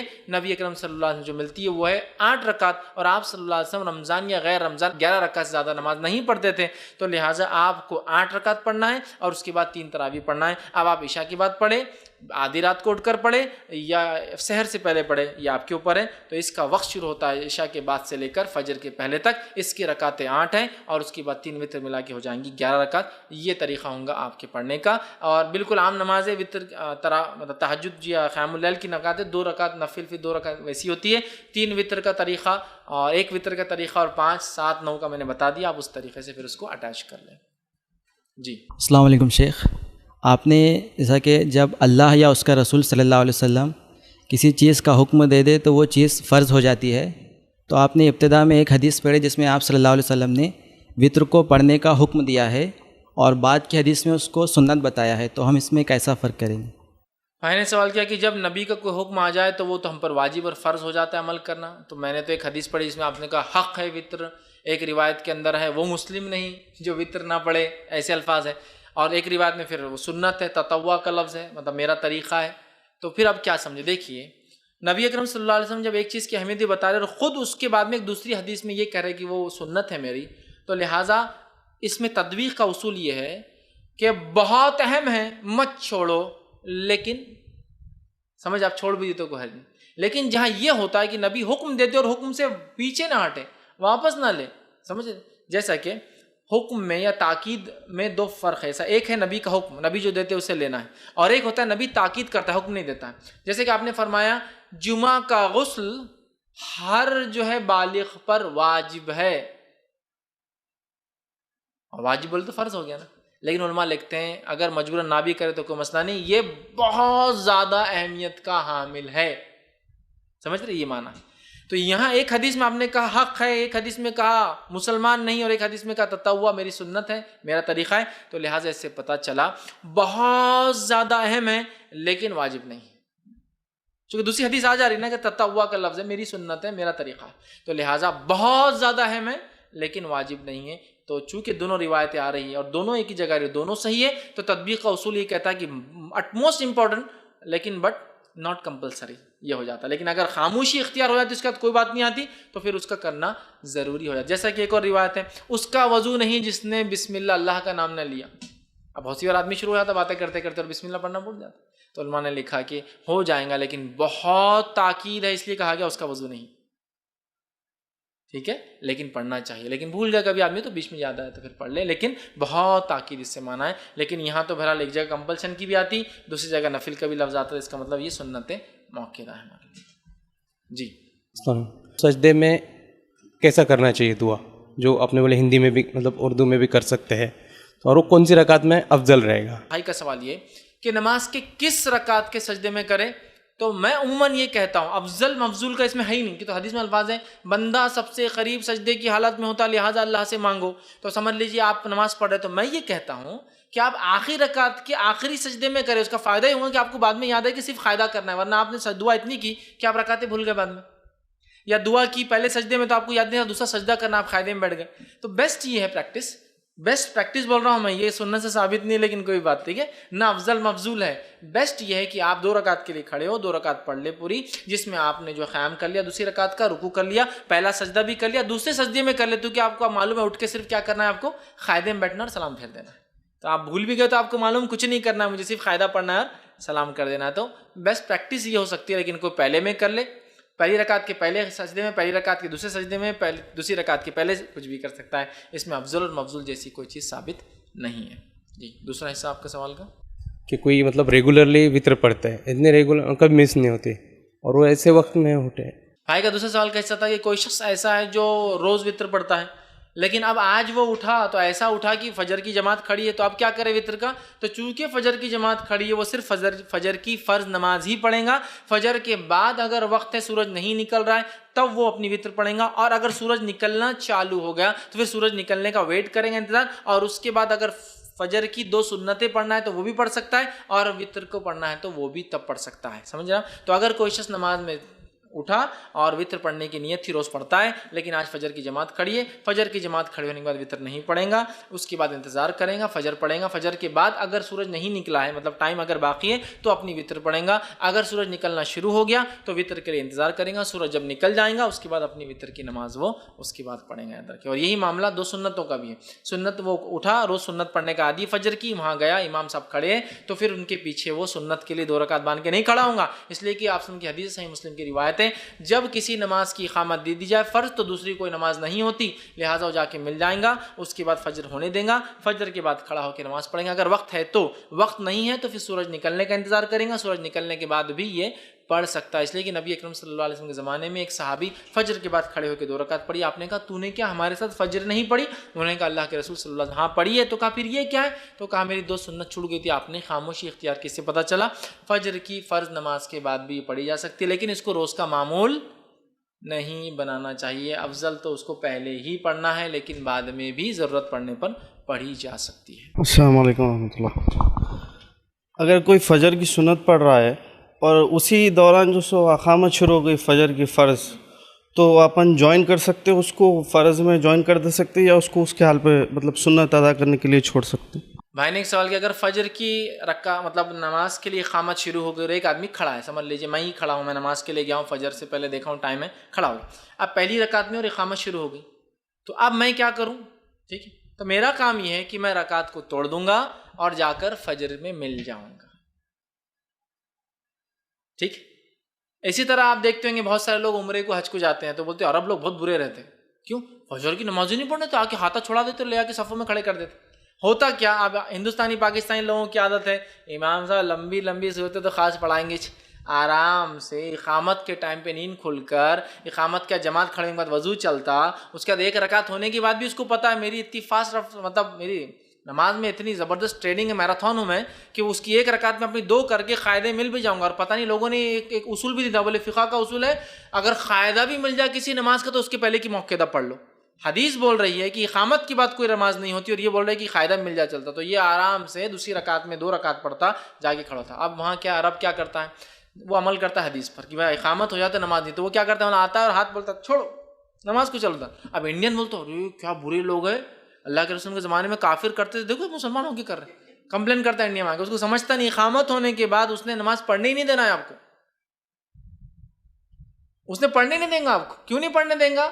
اس لیے کہ جب اقامت ہو جائے تو اس نماز کے علاوہ کوئی نماز نہیں ہوتی۔ تو اب میرا کام کیا ہے، اگر میں نماز پڑھ رہا ہوں تو میں نماز توڑ دوں گا جا کے، لیکن اگر ایسا اقامت شروع میں قاعدے میں ہوں، قاعدہ جب بھی ہو جاتا ہے ختم، تو پھر نماز سلام پھیروں فوراً جا کے ملوں۔ لیکن اگر پہلی رکعت باندھی اقامت ہو گئی، چونکہ مدینہ مکہ میں اور بہت ساری مسجدوں میں ایسا گلف میں اذان کے ٹائمنگ ہے، جماعت کے ٹائمنگ نہیں ہوتے، اذان کے بعد جماعت 5 سے 7 منٹ میں کبھی بھی کھڑے ہو جاتی ہے، امام کا جیسی رکعت ختم ہوئی نماز وہ کھڑا کرتا ہے، 1 منٹ بعد بھی ہوتی ہے، 2 منٹ اور 3 منٹ بعد، تو وہاں اذان ہوگی مطلب آپ کو اندر آ جانا ہے، کبھی بھی جماعت کھڑے ہوں گے، تو وہاں آپ کو معلوم نہیں کب ہوں گے، آپ آ کے رکعت مان لیا ہوگا، آپ کو توڑ دینا پڑے گا۔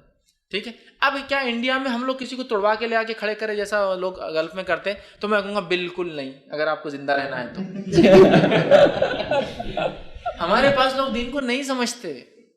یہاں بہت جہالت کی, جس کو بولیں پرتوں پر پرتے چڑھی ہوئی ہے. وہ آپ کو کافر ابو جہل سے بدتر ڈکلیئر کر دیں گے نماز پڑھانے کے بعد. تو اب انڈیا میں کہوں گا کچھ مت کیجئے, اپنی نماز پڑھ لیجئے. نماز کے بعد اگر لگے سینسیبل سمجھدار انسان ہے تو بولے میرے بھائی جب جماعت کھڑی ہو جاتی ہے تو دوسرا نہیں ہوتا ہے. اور اگر کوئی حجت کاکڑی ہوتا ہے نا تھوڑا ٹیڑھا, تو چھوڑ دینا اور چلے جانا ہے, اس کے بحث نہیں کرنا. چونکہ پھر کیا ہوتا ہے, وہ بحث کے چکر میں وہ آپ کو کل سے ملون کہیں گا اور پھر جماعتی اختلاف و جھگڑا نہیں. سمجھائیے, چھوڑ دیجیے. تو انڈیا پاکستان میں کہوں گا اگر سمجھدار مسجد ہے, جو مسجد میں کتاب و سنت کی تعلیم عام ہے, تو وہاں تو ٹھیک ہے. لیکن عام جگہ میں کہوں گا چھوڑ دے. آپ کو لگتا ہے تو بعد میں اس کی اصلاح کرے, چونکہ یہاں لوگ سمجھتے ہیں. جیسا کہ حدیث میں الفاظ ہے, جب کوئی شخص نماز پڑھ رہا ہو اور نماز میں شیطان بہت وسوسے ڈالے تو کیا کرے؟ اعوذ باللہ من الشیطان الرجیم پڑھے. اور حدیث میں الفاظ ہے. اب اگر انڈیا میں نے یہ کر لیا تو نماز میں تھوک رہا, میرے میں اعوذ باللہ پڑھ رہا میں شیطان, اب کیا کریں گے اس کا بتائیے؟ حدیث میں الفاظ ہے کہ کوئی شخص نماز میں اور وسوسے آ تو کیا کرے؟ اعوذ باللہ من الشیطان, اور 3 بار اسپٹ کرے لیفٹ ہینڈ سائڈ الٹے ہاتھ پر. یہاں کر سکتے کیا؟ مسئلہ ہے. لوگ سمجھتے ہیں اس لیے کہ ہمارے پاس کلچرل بولتے ہیں نا, کلچرل امپیکٹ اور جہالت کی چادر ایسی چڑھی ہے کہ بہت ساری چیزیں. نماز آپ دیکھیے, نماز ہے, نماز میں بلغم آیا آپ کو, حدیث میں ہے کہ کسی کو نماز میں بلغم آیا اور بوڑھا انسان بلغم نکل لے تو پیٹ خراب ہو جاتا ہے, بہت بیماریاں ہوتی ہیں اس. تو کیا حدیث میں فرمایا آپ نے, جب دستیوں کا اور ٹیشو پیپر تو تھے نہیں صحابہ کے پاس, تو کہا کسی کو ہو جائے تو کیا کرے؟ جیب میں تھوک دے. زیادہ ہو نہیں کنٹرول کر سکتے تو کپڑے پہ تھوک کر مل لے, یا پھر بازو اپنی جوتی میں تھوکے, لیکن قبلے کی طرف, سامنے والے کی طرف نہ تھوکے. یہ منائی. اب اگر انڈیا میں کوئی نماز کی حالت میں دستی, اب وہ مانا یہی پہنچنا ہے کسی چیز سے, صحابہ کے پاس دستیاں ہیں تو جیب میں تھوک دو کہا آپ نے. تو اب اگر نکال کے دستی سے پوچھو تو نماز کیا؟ عمل کثیر نماز میں, چلو نماز آئے تمہاری, امام صاحب ان کی نماز نہیں, چلو اٹھو پڑھو. اب وہ بیچارہ پڑھو نماز, جاؤ نماز نہیں, دستیاں نکالا نماز نہیں, پتا نہیں. ارے لیکن میں نے دیکھا وہ عرب لوگ عربوں کے لیے جائے تھے, تمہارے لیے نہیں. ان کے مسلک میں اپنے نہیں ہے. کیا سلا یہ سب چیزیں؟ تو آپ بالکل دستی نکال سکتے, ٹیشو پیپر نکال سکتے, ناک پوچھ سکتے, اور اس کو واپس جیب میں ڈال دیجیے. اب ڈسٹ بن کی طرف مت جائیے. تو اس میں بھی لوگ بہت زیادتی کرتے ہیں. میں نے دیکھا ایک بار جو میں نے دیکھا کہ حرم کے اندر ایک عرب, ٹھیک ہے, نماز میں موبائل آ جائے تو کٹ کر دینا. یہ تو ہے, نماز میں موبائل آیا تو اٹھا کے فی صلاح, نماز میں وہ بول کے رکھ رہا ہوں. یہ تو ہے, یہ زیادتی, یہ زیادتی. یہ تو کہیں گے کہ نماز کو ڈسٹرب کرنے والی چیزوں کو ہٹایا جا سکتا ہے, یہ ثابت ہے. لیکن فون اٹھا کر فی صلاح بول کر نماز میں بول کے رکھنا زیادتی, زیادتی. یہ تو درست. تو یہ میں کہوں گا, ہاں آپ نکال کے ٹیشو اندر ڈال لیں, اپنے جیب میں رکھ لے, نماز کے بعد آپ کر سکتے. سمجھ رہے ہیں؟ یہ کیا جا سکتا ہے. ٹھیک ہے. تو بہرحال ہمارے پاس کلچرل امپیکٹس ہوتے ہیں, تو اسی وجہ سے ہم بہت سارے عمل کو نہیں کر پاتے ہیں. لیکن سمجھدار انسان کو آپ بعد میں سمجھا. لیکن میں یہ بالکل نہیں کہوں گا کہ آپ اس کا ہاتھ چھوڑا, اس لیے کہ یہاں بہت بڑا فتنہ آپ کو مانا جائے گا کہ نماز توڑ دیا, نمازی کے آگے گزرنے کا کیا عذاب ہے اور پتہ نہیں. بیٹر ہے آپ اس کو بعد میں سمجھا. ہاں جہاں لوگوں کو شعور ہے, سمجھداری ہے, تو وہ ایک الگ چیز ہے. ایک ماحول ہے, جیسا گلف میں ایک ماحول ہے, اگر وہاں توڑ بھی دے تو انڈین پاکستانی خاموش بیٹھے ہیں, کچھ نہیں بولتا. اس کو معلوم, اس کو فتنہ بولے تو اس کو باہر کر دیتا, اسے ڈیپورٹ, اگلے دن بولتا جاؤ انڈیا واپس, بغیر حج کے. تو یہ سیدھے رہتے. تو وہ ایک الگ چیز ہے, وہاں ان کا علم ہے اور وہاں سمجھانے والے اور پورا ماحول ہے. یہاں مشکل ہے تو بہرحال یہاں نہ کیجیے. لیکن اگر میرے خود کا ذاتی ہے تو توڑ کر آپ بہرحال وہاں چلے جائیں. اسی پر اپنی بات کو ختم کریں گے. وآخر دعوانا الحمد للہ رب العالمین. سبحان ربک رب العزۃ عما یصفون وسلام علی المرسلین والحمد للہ رب العالمین.